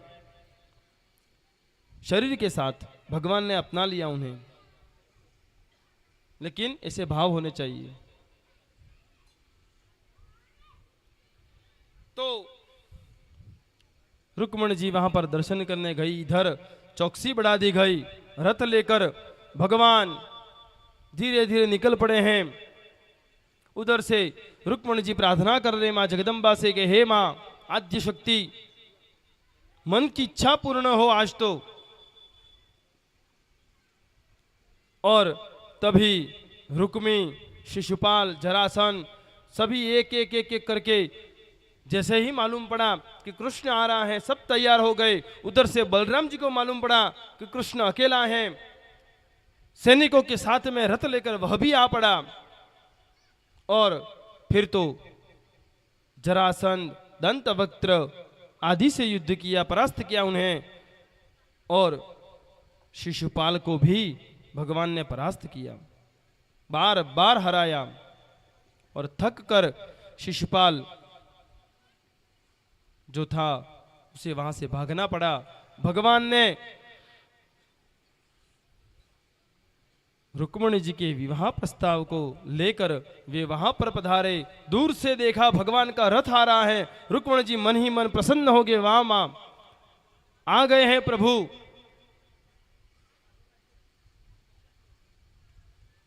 तो आओ हम भी सब मिलकर आज उस आद्य शक्ति स्वरूपा मां लक्ष्मी स्वरूपा रुक्मिणी जी का विवाह और भगवान श्री कृष्ण के विवाह में प्रवेश करें। धूमधाम से, भाव भक्ति से भगवान का विवाह करें। आप जहां भी बैठे हो वहीं बैठे रहना। अगर एक भी खड़ा हो गया तो पीछे वाले को नहीं दिखेगा, इसलिए जहां भी बैठे हो वहां बैठकर आप तालियां बजाना और वहीं बैठकर आप इस विवाह का प्रसंग जो है उसका लाभ लेना। विवाह हो जाए उसके बाद में आपको भगवान के प्रति जो निष्ठा है, आपका जो संबंध है भगवान से, उस संबंध में आपको जो भी करना हो भगवान से, भगवान को जो भी अर्पण करना हो, कन्यादान निमित्त करना हो, भूमि दान निमित्त करना हो, जो भी करना हो आप भगवान को अवश्य करें, लेकिन शांति से, सुगमता से। और जैसे ही विवाह का आयोजन पूर्ण होगा हम आरती और प्रसाद लेंगे। आज का प्रसाद हाल मुंबई में निवासरत हेमा देवी प्रकाश जी उपाध्याय वर्तमान पादरा, उनके द्वारा सूजी का प्रसाद आज हमें प्राप्त हो रहा है इस विवाह के उपलक्ष्य में। बहुत बहुत धन्यवाद उन्हें कि वहाँ से उन्होंने लाइव टीवी पर रोज कथा देख रहे हैं और रोज हमें वीडियो भेजते हैं, ये देखो हम लाइव देख रहे हैं आपकी कथा। और उनके मन में भी हुआ कि एक दिन का प्रसाद हमारी ओर से जो भी होगा हम तुरंत दे देंगे। तो सुंदर दूध और सूजी का शीरा का प्रसाद भी आज भगवान को जो प्रिय है, सत्यनारायण भगवान को जो प्रिय है, वही प्रसाद भी आज हमारे यहाँ पर वितरित होने वाला है। हमारे जो नवयुग जो हैं उन्होंने हमें आश्वस्त कर दिया कि महाराज निश्चिंत रहना, पूर्ण व्यवस्था हो जाएगी, आप तो कथा करो, रात को यहाँ आने भी नहीं देते, महाराज जाओ घर पे, आप तो तैयारी करो, चिंता मत करो। ये सभी जो मेरे भाई जो सब बैठे हैं वो हमारे ये त्रिमेश परिवार, ललित काका जी, नारायण मामा, हमारे उमेश भाई, मिथुन भाई, विशाल भाई, किन किन का नाम लूं, सबका सहयोग पूर्ण रूप से। और आज विवाह प्रसंग के उपलक्ष्य में रात को 8 बजे कवि सम्मेलन भी रखा गया है, धार्मिक कवि सम्मेलन। लगभग 8 से 10 कवि यहाँ पधारने वाले हैं जो हमारे यहाँ आजू बाजू के क्षेत्र के प्रसिद्ध कवि हैं, तो उनका भी लाभ लेना है हमें। 8 बजे आप भी खाना खाकर अपना कार्य कर यहाँ पर पधारना। तो वैसा ये इस आरा में पुरुषोत्तम मास में न जाने कितने अलौकिक कार्य हो रहे हैं। भगवान ने पूरा का पूरा आशीर्वाद हमारे गांव को दिया है, यूं समझो तो भी कम है। तो आओ हम सब मिलकर भगवान के इस विवाह प्रसंग को दर्शन करें। धीरे धीरे अब वर राजा हमारे यहाँ पर पधारेंगे। और हाँ, आने वाले कल हमारे इस कथा का विराम दिन है, पूर्णाहुति नहीं है। हो, कथा की कभी भी पूर्णाहुति नहीं होती है, ये ध्यान रखना, कथा का विराम होता है। तो कल हमारी इस कथा का विराम है और उस विराम के दिन में त्रिमेश परिवार द्वारा, त्रिमेश ब्राह्मण परिवार द्वारा यहाँ महाप्रसाद का भी आयोजन रखा है। कल कथा सुबह 10 बजे से लेकर 1 बजे तक की रहेगी। सुबह 10 बजे से 1 बजे तक के बीच में हमारी कथा प्रवाह धारा होगी और 1 बजे से 5 बजे तक में महाप्रसाद का आयोजन होगा। और उसकी पूरी जिम्मेदारी हमारे गांव वालों ने उठा ली है। सब ने कहा है आप तो निश्चिंत रहना, हमारा सब हो जाएगा, सब व्यवस्था भगवान करेगा, कन्हैया करेगा। अरे कन्हैया ने तो झूठे पत्तल उठाए थे, सबसे बड़ा काम किया था उसने, वही काम हम सब मिलकर कल करेंगे। तो कल महाप्रसाद का भी आयोजन है। आप जितना भी श्रमदान दो उतना श्रमदान कल देना, उसका पूर्ण फल भगवान आपको अवश्य देगा। तो महाप्रसाद को भी प्राप्त करना है, कथा को भी सुनना है। कल विराम का दिन है, 10 से लेकर 1 बजे तक की कथा होगी, आप समय सर पहुंच जावे। तो आओ हम सब मिलकर भगवान के इस विवाह प्रसंग में प्रवेश करें। भगवान राजा रणछोड़ उनका स्मरण करें, क्योंकि आज तो वो महाराज बनकर आने वाले हैं, राजाओं के राजा बनकर आने वाले हैं। बोलो श्री रणछोड़ राय की जय हो। वागे ढोल शरणाई ने वाजा,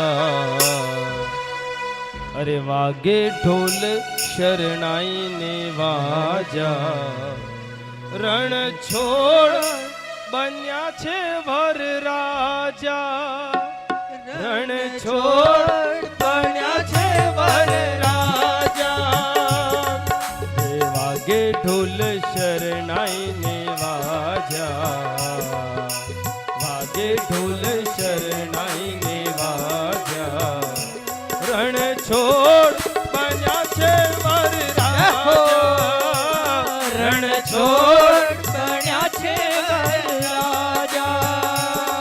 ए राजाओं ना ए तो महाराजा, राजाओं ना ए तो महाराजा, रणछोड़ बन्या छे भर राजा, रणछोड़ बन्या छे भर राजा। धीरे धीरे वर राजा का प्रवेश यहाँ पर हो रहा है। भूदेव से निवेदन है वहां पर पूजन करवाएं, वर राजा का तिलक करवाएं, उनका स्वागत करें।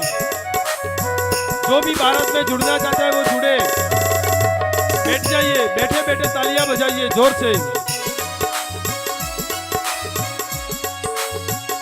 એ માથે મોર મુકુટ ને કાનોમાં કુંડલ એ વર્ણાંગી શોભે છે કેવા એ સુંદર વાહે સુંદર એ માથે મોર મુકટ ને કાનોમાં કુંડલ એ વર્ણાંગી શોભે છે કેવા એ સુંદર અંગે ધર્યા વસ્ત્રો કેસરિયા અંગે ધર્યા વસ્ત્રો કેસરિયા રણછોડ બન્યા છે વરરાજા ઓ રણછોડ બન્યા છે વરરાજા એ વાગે ઢોલ શરણાઈની વાજા વાગે ઢોલ શરણાઈની વાજા રણછોડ બન્યા છે વરરાજા રણછોડ બન્યા છે વરરાજા જય હો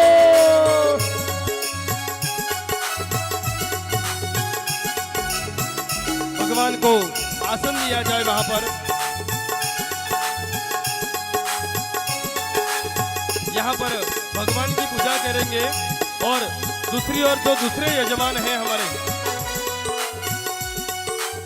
जो दूसरे जो यजमान हैं पोथी यजमान हैं वो रुक्मणी जी को वहां पर लेने के लिए जाएंगे और साथ में मामा जो आज के मामा बने हैं वासुदेव भाई, लालशंकर भाई, गणेश भाई प्रजापत, अमरजी भाई प्रजापत, आपका जो परिवार है उन्हें सबको बुलाए। प्रजापत समाज जो है वो सब आए और माता रुक्मणी जी को लेने के लिए वहां से माता रुक्मणी जी को लाए। मामा के साथ में पोथी यजमान जो है वो भी सभी जाए। कन्यादान का अवसर मिल रहा है, जरूर जाए आप।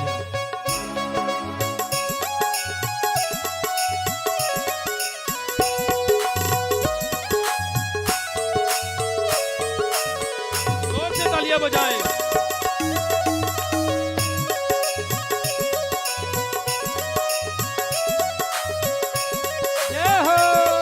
આગળ હે જાનૈયા ને પાછળ છે માતા વિઠ્ઠલના વરના તો એ મંગલ ગવાતા આગળ છે જાનૈયા ને પાછળ છે માતા વિઠ્ઠલ વરના તો એ मंगल गवाता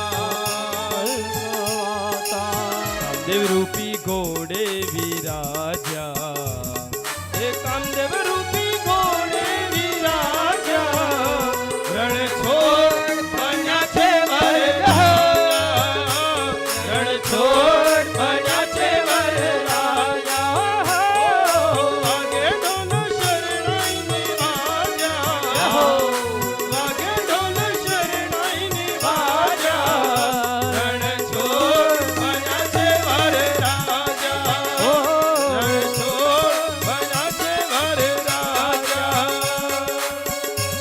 रुक्मणी जी बोला धीरे धीरे मंडप में प्रवेश कराया जाए।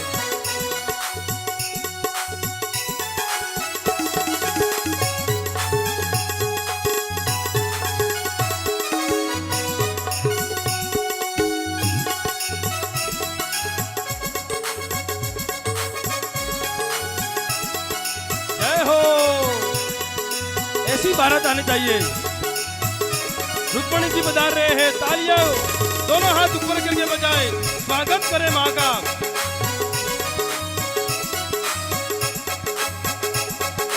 रुक्मणी वरना रणछोड़ है हालिया वो नितना माधव तो मीठू मीठू मल के कौन से गांव में? आरा गांव में।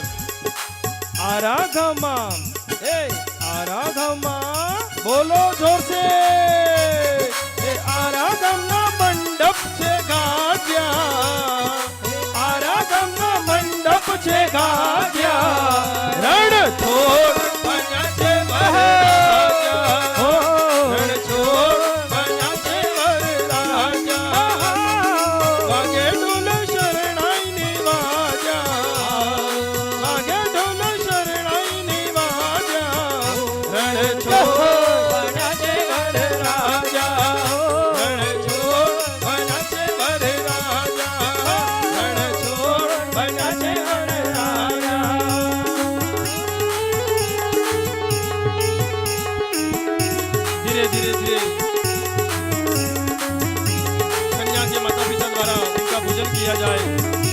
जाए नीचे, नीचे बैठ जाओ सभी।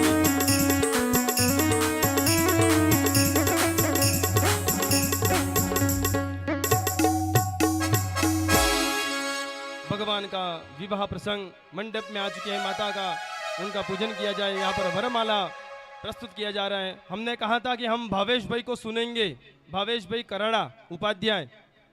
ये समय आया, भगवान समय लाता है, आज समय है उनको सुनने का। भावेश भाई हमें अब सुनाई देंगे।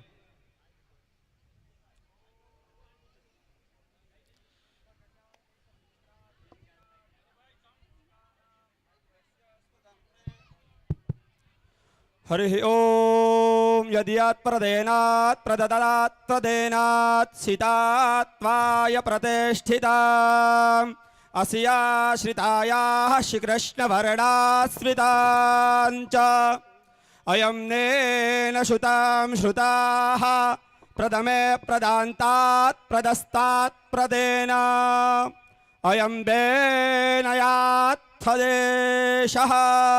तदेव लग्नं स्तुतिनं तदेव ताराबलं चन्द्रबलं तदेव विद्याबलं देवबलं तदेव लक्ष्मीपते ते मृगं स्मरामि।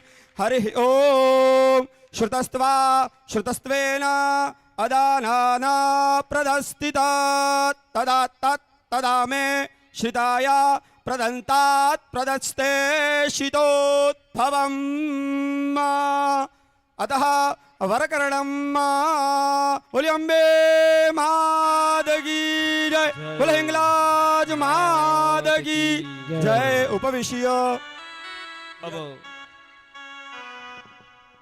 આટલી વાર વેવણે હુલર હુલર કરતી રે, આટલી વાર વેવણે હુલર હુલર કરતી રે, હવે ટાડી ટસ, હવે ગીસી ઘસ।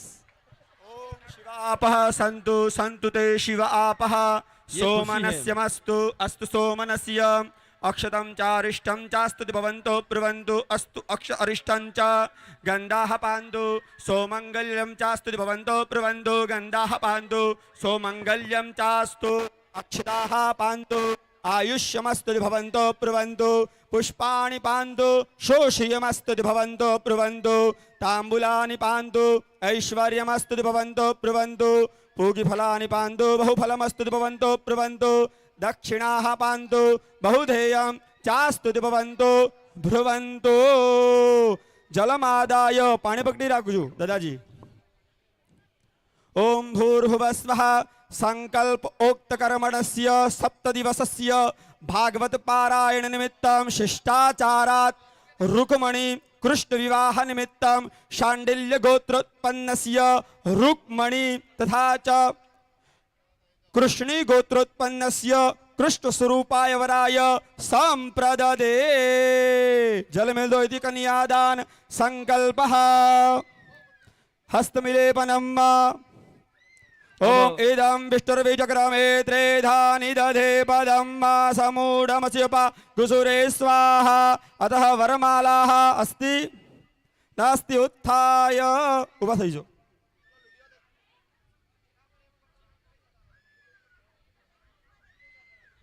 चलो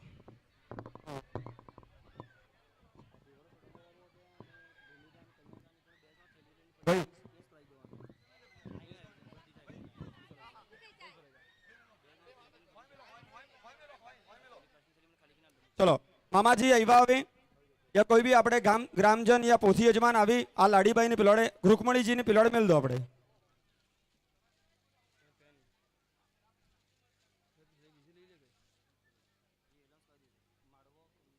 एक फरो बे जना हो जाए आपनो आसन है एना आसन ऊपर विराजो। अब मंगल फेरा प्रारंभ हो रहा है और मंगल फेरे विराजो। उस चारों मंगल फेरों में अग्नि ने नमस्कार करो। आरा ग्राम ने अंदर भगवान कृष्ण अने रुक्मणी जी ने कृपा थाय, भागवत भगवान की कृपा थाय, अग्नि नारायण की कृपा थाय। एना सद्भाव थकी भगवान अग्निनारायण ने આપણે વંદન कर दो। अग्नये नमो नमः चिंतयामि नमस्करोमि उत्थाय उभा થઈ જો। હવે रुक्मणी जी थी आग्रह है आप मोरे આવી જો। હવે આ આપણે ધર્મ अर्थ काम અને મોક્ષના 4 ફેરા લંગા खूब પ્રસન્નતાની વાત છે કે આજે આપણે ભગવાન જેને દ્વારા આપણો જન્મ થયું છે, ભગવાન દ્વારા જગદીશ્વર ભગવાન કૃષ્ણ સ્વરૂપ જગન પાલન કરતા, જગનના સંહાર કરતા સમસ્ત ભગવાન હે. અને ભગવાનની લીલા કે આજે આપણે આ સુંદર વિવાહ જે હે આપણે ભગવાનનો આપણે જોવંગા.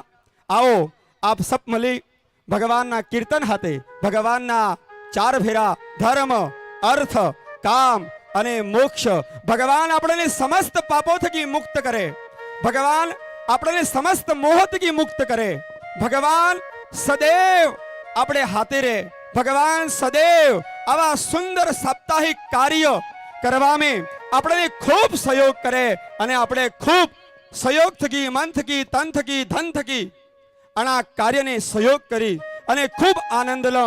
આવી ભગવાનની આપણે ઉપર કૃપા થાય. આવો આપણે વિવાહ પ્રારંભ કરો. અતઃ આરંભેત. ભગવાનના અહીં મંગલ ફેરા થઈ રહ્યા અને ચારો મંગલ ફેરાના ચાર દાન.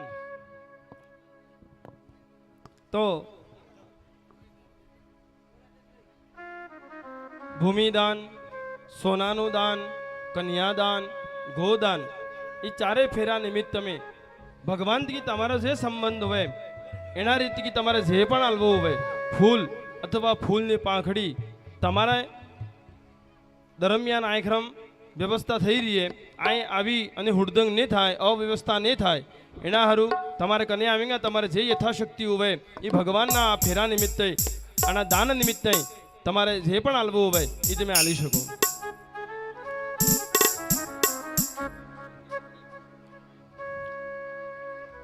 કસ્તુરી તિલકમ લલાટ પટલે વક્ષસ્થલે કૌસ્તુભા નાસાગ્રે વરમોક્તિકમ કરતલે વેણુ કરે કંકણમ સર્વાંગે હરિચંદનમ સુલલિતમ કંઠે ચમો તાવલી ગોપાસ્ત્રી પરિવેષ્ટિતો વિજયતે ગોપાલ ચૂડામણી. હવે આપણે જે મામા જે મળ્યા આજના મામેરોની જે આવ્યા હે વાસુદેવભાઈ, લાલશંકરભાઈ, ગણેશભાઈ, અમરજી પ્રજાપત ઈ અહીં આવી અને એણે પણ તિલક કરજો, એણે કંકણ બંધન કરી દેજો અને એના દ્વારા જે મામેરું જે લાવ્યા હતા કે હા એ ભગવાનની જે અર્પણ આપણે કરાવવા. બાકીના જેને જે પણ દ્રવ્ય આલવું હોય, જે પણ ભગવાનને મામેરા નિમિત્ત મેં, કન્યાદાન નિમિત્ત મેં, ભૂમિદાન નિમિત્ત મેં, સોનાનું દાન નિમિત્ત મેં ખૂબ મહત્વનું હોય વિવાહ મેં આ સબ પ્રસંગ. અથવા જેને જે પણ આલવું હોય એના નિમિત્ત મેં તમારા પાસે આ કોણે બી આવેગા અથવા જે વ્યવસ્થા કરતી કી હે આક્રમ એના પ્રમાણે ધીરે ધીરે આવી અને ભગવાનને કરવાનું હોય. અને આને બાદ આપણે આરતીની તૈયારી કરો. આરતી થઈ જાય એના પોતે આપ ક્રમબદ્ધ તરીકેથી સબ આય પ્રસાદ લઈ અને જઈ એના બદલે આપણે સ્વયંની વ્યવસ્થા કરવી છે. કોણે બી હુડદંગ નહીં કરે, શાંતિથી ધીરે ધીરે અમારા કાર્યકર્તાએ ટેબલ લઈને લગાવી દીધું છે ને સબને પ્રસાદ મળે એ પૂરી વ્યવસ્થા આપણે ઉપર છે. એટલે શાંતિથી એકદમ ધીરે ધીરે ગેટથી બહાર નીકળશું. હમારા અહીં ખરમ ખૂબ બુઝુર્ગ વ્યક્તિ हैं, કોને બી રસ્તા में नेसो नहीं પડે એનું ખાસ ધ્યાન રાખજો અને ધીરે ધીરે આરામથી આરતી થાય એના બાદ પ્રસાદ લઈ અને ઘરે જાજો. જય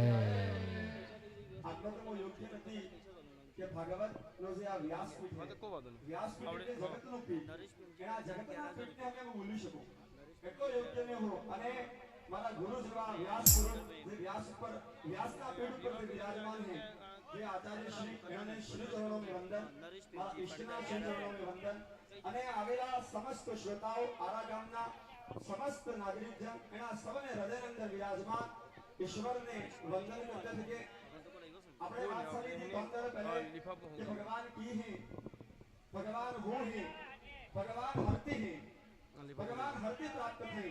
भगवान ने प्राप्त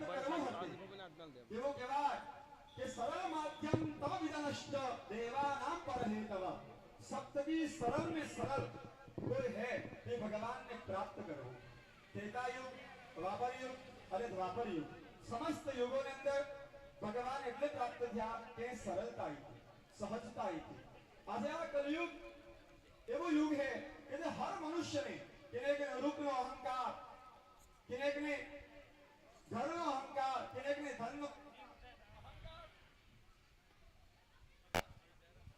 ને અહંકાર એટલે ગંદકી અને ગંદકીમાં ઈશ્વર રહેતો નથી। આપણે જે આ પારાયણ થઈ રહ્યું છે અને જેનું આપણે શ્રવણ કરી રહ્યા એનું નામ છે શ્રીમદ ભાગવત। ભાગવતનો એક સુંદર અર્થ है ભાગવત, ચાર અક્ષર है पर ચાર અક્ષર હેતા જગતને અંદર આપણને ખૂબ મોટું જ્ઞાન આલી જાય એટલે ભાગવત સર્વોપરી है। ભાગવતનો પહેલો અક્ષર ભ, ભ એટલે હું, તો ભ એટલે ભક્તિ। पंडित जी, शास्त्री जी पहले दाड़े बात करी भागवत એટલે આકાશ, તો એ બી વાત સહી है। આકાશ કોણ है? તો આ પૃથ્વીની છત્રી है। અને ભક્તિ કોણ है? તો ભક્તની છત્રી है। જે ભક્ત ભક્તિની છત્રી લઈને ફરે એટલે ઉપર કરે નેગેટિવિટીના છીટા નહીં પડી, એટલે સदैव ભક્તિ આપણા હૃદયમાં રહે। તો એ કાર્ય રહે જ્યારે ભાગવતનું શ્રવણ કરો। ભગવાન સુખજી પરીક્ષિત રાજાને જ્યારે ભક્તિ સ્વરૂપ આલ્યું તો એને મોક્ષ ગતિ પ્રાપ્ત થઈ। અને બીજો જે અક્ષર છે ભા ઘ, ઘ એટલે જ્ઞાન, જે જ્ઞાનની પ્રાપ્તિ કરાવે તે ભાગવત। ભા ઘ વ, વ જે હે વૈરાગ્ય, વૈરાગ્ય એટલે કે સંસાર છોડી દેવું, પરિવાર છોડી દેવું, ઈ નહીં। મોહ માયાના અંદર રહી, પરિવારને અંદર રહી ભગવાનની ભક્તિ કરે, ભગવાનનું કીર્તન કરે, સदैव ભગવાનમય રહે, સदैव ભગવાનના ગુણ ગાય અને પરિવારનું, ધર્મનું, રાષ્ટ્રનું પાલન પોષણ કરે, તે વૈરાગ્ય। એવો વૈરાગ્ય આવે કેવલ ભાગવતનું શ્રવણ કરવાથી। અને છેલ્લું ત્યાગ। તો ત્યાગ એટલે હનો, તો આપણા પરિવાર બદલે, આપણા ધર્મ બદલે, આપણા સુખનો ત્યાગ કરો।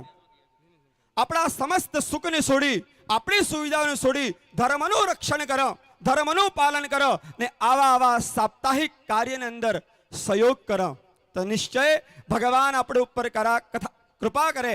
આવી કથા આપણે અહીં અરુણજી શાસ્ત્રી, આમ તો એવું કહેવાય શાસ્ત્ર में કે જે વ્યાસ પીઠ ઉપર બેઠો હોવે એનું નામ લેવું પાપ है, पर એ મારા સંબંધી પણ હે અને મારા ગુરુ પણ હે અને ખૂબ પ્રેમ હે એટલે મારા મોઢેથી એનું નામ આવી ગયું। એણે કહ્યું હતું કે ભગવાન કી હે, તો ભગવાન આ સમસ્ત સૃષ્ટિના કોઈ પણ અંશમાં પણ ભગવાન નથી, પર કાર્ય જબ તક તમારો ભાવ વિદ્યમાન ન થાય। એવું કહેવાય કે ન દેવો વિદ્યતે કાષ્ટે ન પાષાણે ન મૃણમય ભાવે વિદ્યતે દેવઃ તસ્માત ભાવો हि कारणम। भगवान न लाकड़ा में है, न पाना में है, न कोई पण प्रकार की मिट्टी में है। भगवान केवल ने केवल के है ता मनुष्य जे स्वरूप है, एना स्वरूप ने अंदर जे भाव है ये भगवान है। जेम जल नो कोई स्वरूप नहीं है, जल ने तमे बोतल में नाखो, बोतल नो आकार लई ले। जल ने जेम तमे घड़ा में नाखो, घड़ा नो आकार लई ले। एम तमारा अंतकरण अंदर विराजमान जे भाव है, जे स्वरूप ने अंदर नाखो ये भगवान नो स्वरूप लई ले। एटले सदैव भाव निष्ठा राखी भगवान ની ભક્તિ કરો, નિશ્ચિત ભગવાન આપણું કલ્યાણ કરે। સમયનો અભાવ है, આના હાથે મારી વાણીને વિરામ આલું। જયતુ ભારતમ, જયતુ સંસ્કૃતમ। પુનઃ શાસ્ત્રીજીને ધન્યવાદ કે બોલવાનો અવસર આલ્યો। જયતુ ભારતમ, જયતુ સંસ્કૃતમ। આવો આપણે ભગવાન નારાયણ સ્વરૂપ કૃષ્ણ અને રૂકમણીજીને વંદન કરો, प्रार्थना करो, नमस्कार करो। इदं विष्णुर्विजग्रमे त्रिधानि ददे पदम् उडमस्य पागुसुरे स्वाहा। बोले कृष्ण कन्हैया लाल की जय। लक्ष्मी नारायण देव की जय। लक्ष्मी नारायण स्वरूपना भगवानना हाथी बेड़ो एने भूमिदान, एने सोनाનું દાન, કન્યાદાન કરવા હારું આપણા આજના જે યજમાન મળ્યા હતા કાહે શ્રી વાસુદેવભાઈ, લાલજીભાઈ, લાલશંકરભાઈ, ગણેશભાઈ, અમરજી પ્રજાપત, એમને દ્વારા આયખરમ કન્યાદાન નિમિત્તે જે હે એ અર્પણ થઈ રહ્યું है અને બાદમી વ્યવસ્થા અનુસાર ધીરે ધીરે તમારે પણ જે અર્પણ કરવું હોય એ અર્પણ કરાંગા। આ બધું આરતીની તૈયારી થાય એના સમયને અંતર્ગત અમારે યુવા ટીમ જે છે એની એક માંગ છે અને એની માંગની જે છે એ અહીં પૂરી કરવી બી અમારા ભલે જરૂરી છે તો એ પણ આપણે કરો અને આઘાડીનું કામ પણ કરતા રંગા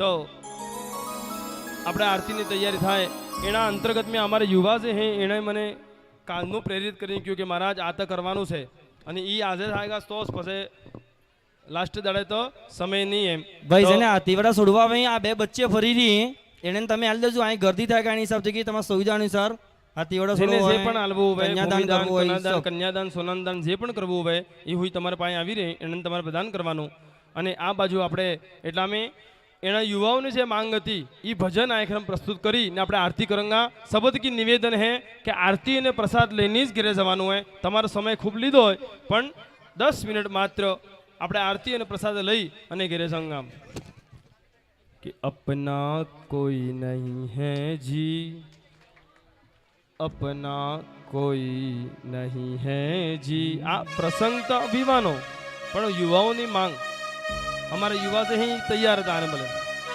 અને આ ભજન જે है खूब ज रमे આપણે है ने तो આપણે પણ રમવાનું હોય रे अपना कोई नहीं है जी रे अपना कोई नहीं है जी बिन भगवन बिना हरगिज मुक्ति नहीं है जी रे अपना कोई नहीं है जी रे अपना कोई नहीं है जी बिन भजवन बिना मुक्ति नहीं है जी रे अपना कोई नहीं है जी रे अपना कोई नहीं है जी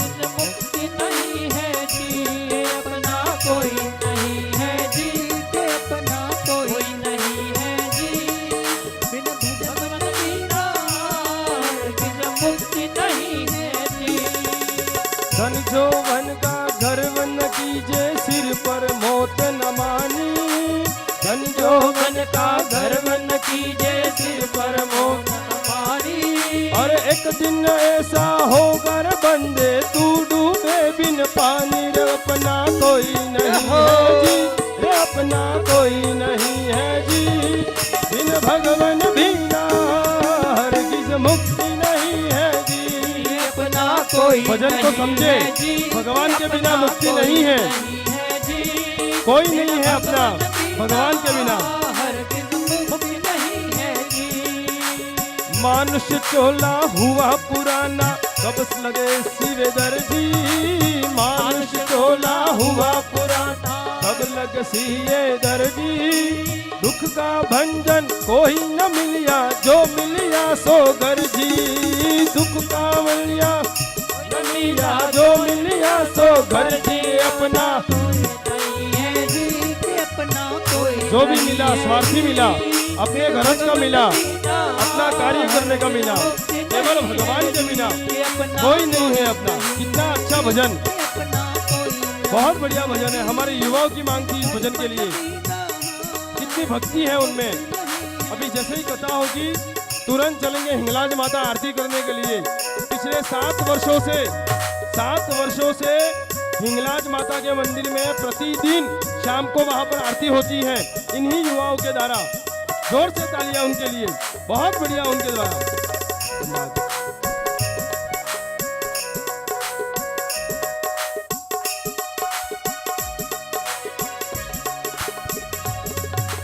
जब तक लेरतिया में बाती जगमग जगमग डोले जब तक तेल दिया में बाती जगमग जगमग डोले जल गया तेल लिपट गई बाती ले चल ले चल ले चल जब तल लिपट गई बाती ले चल ले चल ले चल अपना कोई नहीं है जी रे अपना कोई नहीं है जी बिन भगवन बिना हर किस मुक्ति नहीं है जी कि अपना कोई नहीं है जी कि अपना कोई नहीं है जी बिन भगवन बिना हरगिज मुक्ति नहीं है जी माटी बिछोना माटी का सिरहाना, माटी ओढ़ना माटी बिछाना माटी देन बजाना, हे माटी ओढ़ना माटी बिछाना माटी का सिरहाना, माटी ओढ़ना माटी बिछाना। माटी है सिरहाना। अरे एक दिन ऐसा आया बंदे माटी में मिल जाना, एक दिन ऐसा होगा न बंदे माटी में मिल ये जाना। अपना कोई नहीं है जी, ये अपना कोई नहीं है जी, बिन भगवान बिना हरगिज मुक्ति नहीं है जी। अपना कोई नहीं है जी, अपना कोई नहीं है जी, बिन भगवान बिना हरगिज मुक्ति नहीं है जी। सदान बाग में बुलबुल बोले, सदान बाग है वाला, सदान बाग में बुलबुल बोले वाला, सदा न रहती हर जवानी, सदा न सोवत मारा, सदा न रहती हर जवानी, सदा न होवत मारा। अपना कोई नहीं है जी, अपना कोई नहीं है जी, बिन भगवान बिना हरगिज मुक्ति नहीं है जी। कोई नहीं है जी, अपना कोई नहीं है जी, बिन भगवान बिना हरगिज मुक्ति नहीं है जी। गाओ जोर से, अपना कोई नहीं है जी, बिन भगवान बिना हरगिज मुक्ति नहीं है जी, अपना कोई नहीं है जी, अपना कोई नहीं है जी, बिन भगवान बिना हरगिज मुक्ति नहीं है जी। अब यहाँ पर पोथी यजमान, मुख्य यजमान, हमारे अतिथि जो यहाँ पर आए हैं, ये सभी आरती के लिए यहाँ पर आए। जय हो।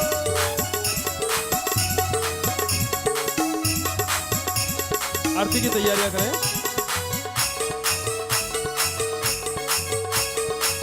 और इसके में यहाँ पर हमारे कुछ भामाशाह भी जो हैं, जिनका यहाँ पर आरती तैयार हो तब तक ललित काका जी से निवेदन कि वो नाम लेवे, मिथुन भाई जो भी हैं वो।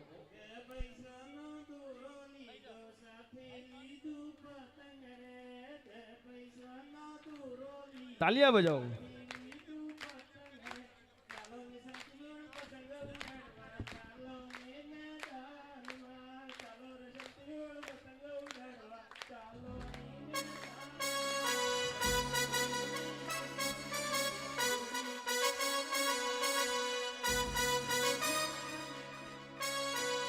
बहुत बहुत धन्यवाद।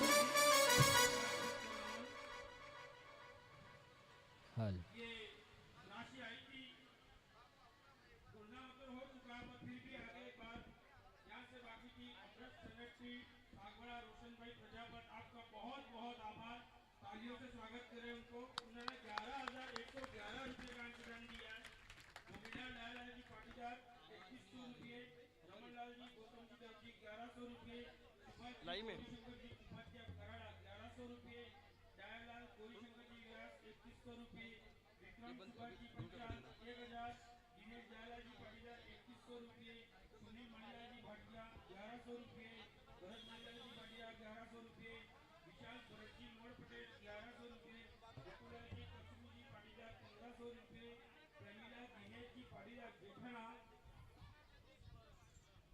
घोषणा चल रही है। 1100 रुपये दिए हैं। नरेश रमेश जी सेवक 1100 रुपये, युग सुनील जी पंड्या अहमदाबाद 501 रुपये, हेमंत भाई व्यास व्यवस्थापक लैम्प्स आरा 1100 रुपये, स्वर्गीय लक्ष्मण दर्जी 501 रुपये, मोहनलाल जी गौरीशंकर जी व्यास 501, बापूलाल कचरा जी भाटिया 1100 रुपया। और आज उनकी तरफ से 2 कैरेट उनकी माताजी की पुण्यतिथि में प्रसाद के रूप में भी दिया गया है। देवीलाल बापूलाल जी भाटिया की तरफ से आज का प्रसाद छगन मोगजी कलाल की तरफ से 1100 रुपया, कचरू मोगजी पाटीदार 1001, भूरी कुबेर पाटीदार 2121, केवल जी जगजी पाटीदार 2121। युवाओं से निवेदन है, अपने नवनीत भाई के साथ में थोड़ा प्रसाद का जो वितरण करना है उसकी व्यवस्था थोड़ी संभाले। मेरे सभी जो युवा हैं भाई, उनसे निवेदन है बाहर टेबल हेबल लगाकर प्रसाद की व्यवस्था बनाए रखें। आगे बोले। नरेश प्रेमजी पाटीदार के द्वारा इस कथा में 11,000 रुपये अर्पण किए गए हैं। खूब खूब धन्यवाद उन्हें, बहुत बहुत धन्यवाद नरेश जी, प्रेम जी पाटीदार को। नीमा वासुदेव जी पाटीदार 1,000 रुपया उनके तरफ से अंशदान आया है बिलुड़ा से, आपका खूब खूब आभार। विद्याशंकर वालजी पाटीदार 2100 रुपया है। गौरी शंकर जी दर्जी 1100 रुपया। परसोत्तम दर्जी 500 रुपया। लालजी प्रेमजी पाटीदार 500। मंजूनाथ गोड़ा कर्नाटक 551 रुपया। लवजी लालजी पाटीदार 501। हरीश जी कुबेर जी सुतार 1,000 रुपया। कल्पना विनोद पाटीदार जेठाना 1,000 रुपया। जेपी भैया अपने यहाँ गांव में दूध से मावा बनाते हैं, उनका 501 रुपया है। भगवती लाल जी उपाध्याय कराड़ा 501। भावना बुआ ठाकड़ा 501। वेल प्रजापत 500। नीमा वासुदेव जी पाटीदार बिलुड़ा 1,001। लाला मोगजी पाटीदार 2101 रुपया दिया गया है। गणेश नकजी पाटीदार 501। देवीलाल जी जोशी 505 रुपया ये राशि अर्पित की गई है। सातों दिन हमारे पानी के भामाशाह है हमारे पूर्व सरपंच साहब प्रेमचंद जी डामोर, एक बार उनसे जोरदार तालियां बजा दे। सातों दिनों का जितना भी पानी जाएगा ये पानी उनकी तरफ से आ रहा है।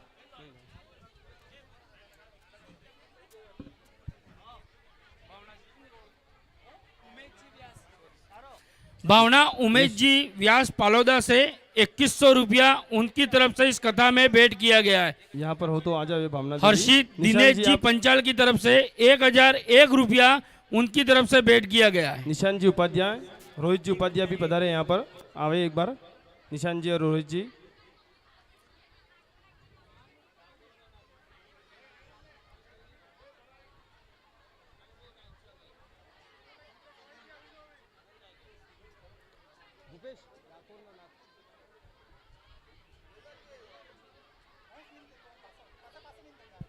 संदीप रतिलाल जी पंचाल 1,001 रुपया। डाकोरना नाथ राकेश रमनलाल जी प्रजापत 1,001 रुपया। धन्यवाद आपका। रोहित जी और निशान जी।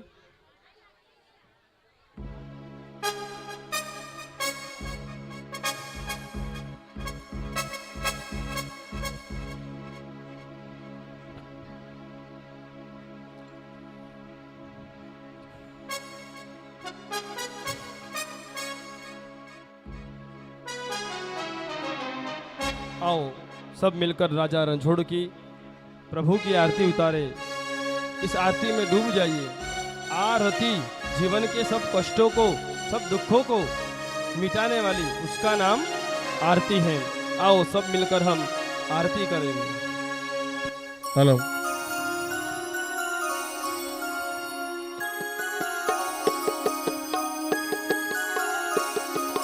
हो डाकोर नाथनी पार्वती रण छोड़नी, डाकोर नाथनी राजा रण छोड़नी, हर्षे उतारो तो आरती।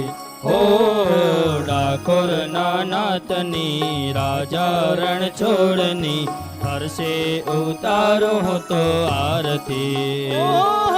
डाकोर नाथनी राजा रण छोड़नी, डाकोर नाथनी राजा रण छोड़नी, हर्षे उतारू तो आरती। डाकोर नाथनी राजा रण छोड़नी, हर्षे उतारो तो आरती। તમે દેવકી ના ખોલે પધાર્યા, તમે દેવકી ના ખોરે પધાર્યા, તમે યશોદાના લાલા કહેવાયા, તમે યશોદાના લાલા કહેવાયા। ઓહો વસુદેવ લાલની નંદ નંદ લાલની, વસુદેવ લાલની નંદ નંદ લાલની, હર્ષે ઉતારો તો આરતી। ओ डाकोर नाथनी राजा रण छोड़नी, हर्षे उतारो तो आरती।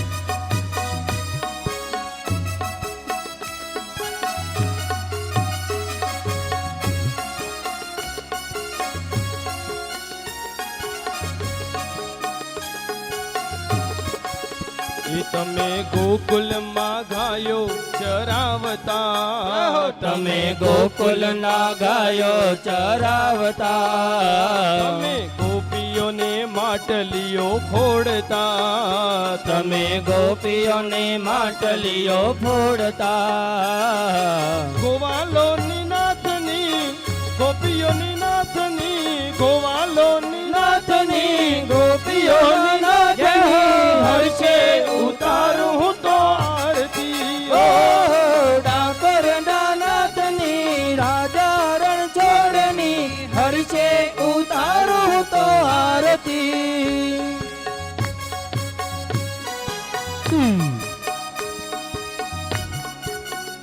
सभी ताली बजाओ जोर से जय हो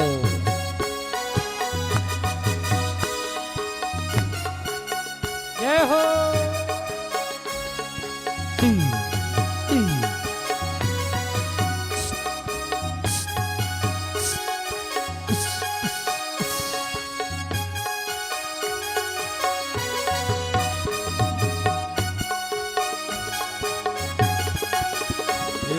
વનમાં તેરા સરચાવી વનમાં તેરા સરચાવી બંસીવાલાએ લગન લગાવે બંસીવાલાએ લગન લગાડી રાધાના શ્યામની મીરાના કૃષ્ણની રાધાના શ્યામની મીરાના કૃષ્ણની હર્ષે ઉતારું હું તો આરતી ઓ ડાકોર નાથની રાજા રણ છોડની હર્ષે ઉતારું તો આરતી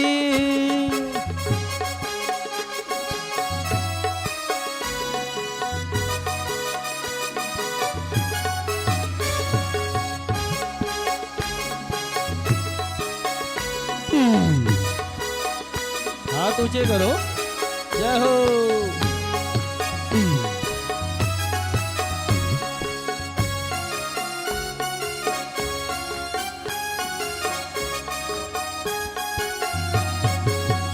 તમે દ્વારિકાથી ડાકોરમાં આવ્યા તમે દ્વારિકાથી ડાકોરમાં આવ્યા ગંગાબાઈને વાલીએ તોલાયા ગંગાબાઈને વાલીએ તોલાવ્યા ઓહો ગુગલીઓના નાથની બોડાના નાથની ગુગલીઓની નાથની બોડાનાની નાથની હર્ષે ઉતારો હું તો આરતી ઓ ડાકોર નાથની રાજા રણછોડની હર્ષે ઉતારો તો આરતી તમે અંતરના ઓરડા ઉગાડ્યા તમે અંતરના ઓરડા ઉગાડ્યા અમે મારગડે ફૂલડા વધાવ્યા અમે મારા ગળે ફૂલડા વિરાવ્યા ઓહો પુરી જગન્નાથની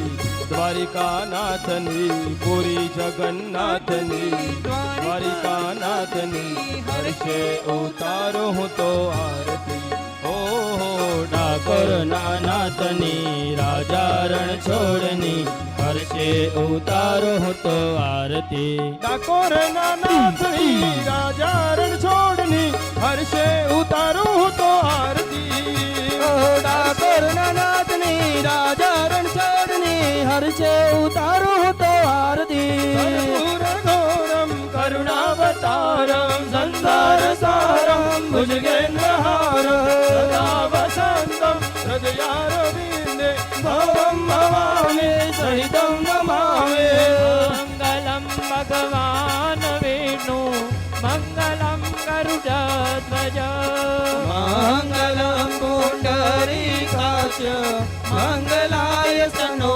હરે સર્વમંગલ માંગલ્યે શિવે સર્વાર્થ સાધિકૈ શરણ્યે ત્રંબકે ગૌરી નારાયણી નમોસ્તુતે અચ્યુતમ કેશવમ રામ નારાયણમ કૃષ્ણ દામોદરમ વાસુદેવમ હરે હિરોરમ માધવમ ગોપિકા વલ્લભમ શ્રી જાનકી વિનાયકમ શ્રી રામચંદ્રમ હરે તમેવ पिता त्वमेव त्वमेव बन्धु च सखा त्वमेव त्वमेव वेद्या द्रविणं त्वमेव त्वमेव सर्वं मम देव देव शङ्करं त्र्यम्बकं मुण्डमालं जीवम् आशुतोषं भवं नीलकण्ठं हरे शशिधरं शूलितं शैलजावल्लभं पार्वतीनायकं श्रीरामचन्द्रं भजे हरे राम राम राम हरे हरे हरे कृष्ण कृष्ण कृष्ण हरे हरे हरे राम राम राम हरे हरे हरे कृष्ण हर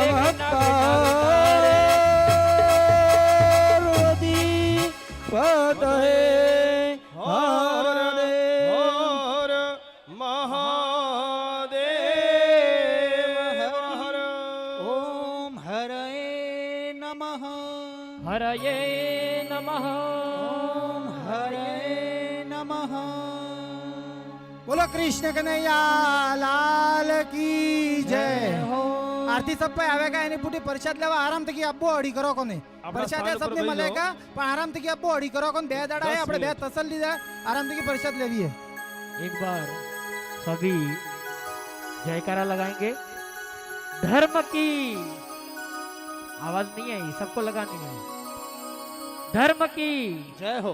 अधर्म का नाश हो। प्राणियों में सद्भावना हो। विश्व का कल्याण हो। गौ माता की जय हो। सनातन हिंदू धर्म की जय हो। अपने अपने माता पिता की जय हो। अपने अपने गुरुदेव की जय हो। नमः पार्वती पतये हर हर महादेव। सभी मेहमानों से निवेदन है कि कल कथा का अंतिम दिन है, तो उस दिन महाप्रसाद का प्रोग्राम रखा है।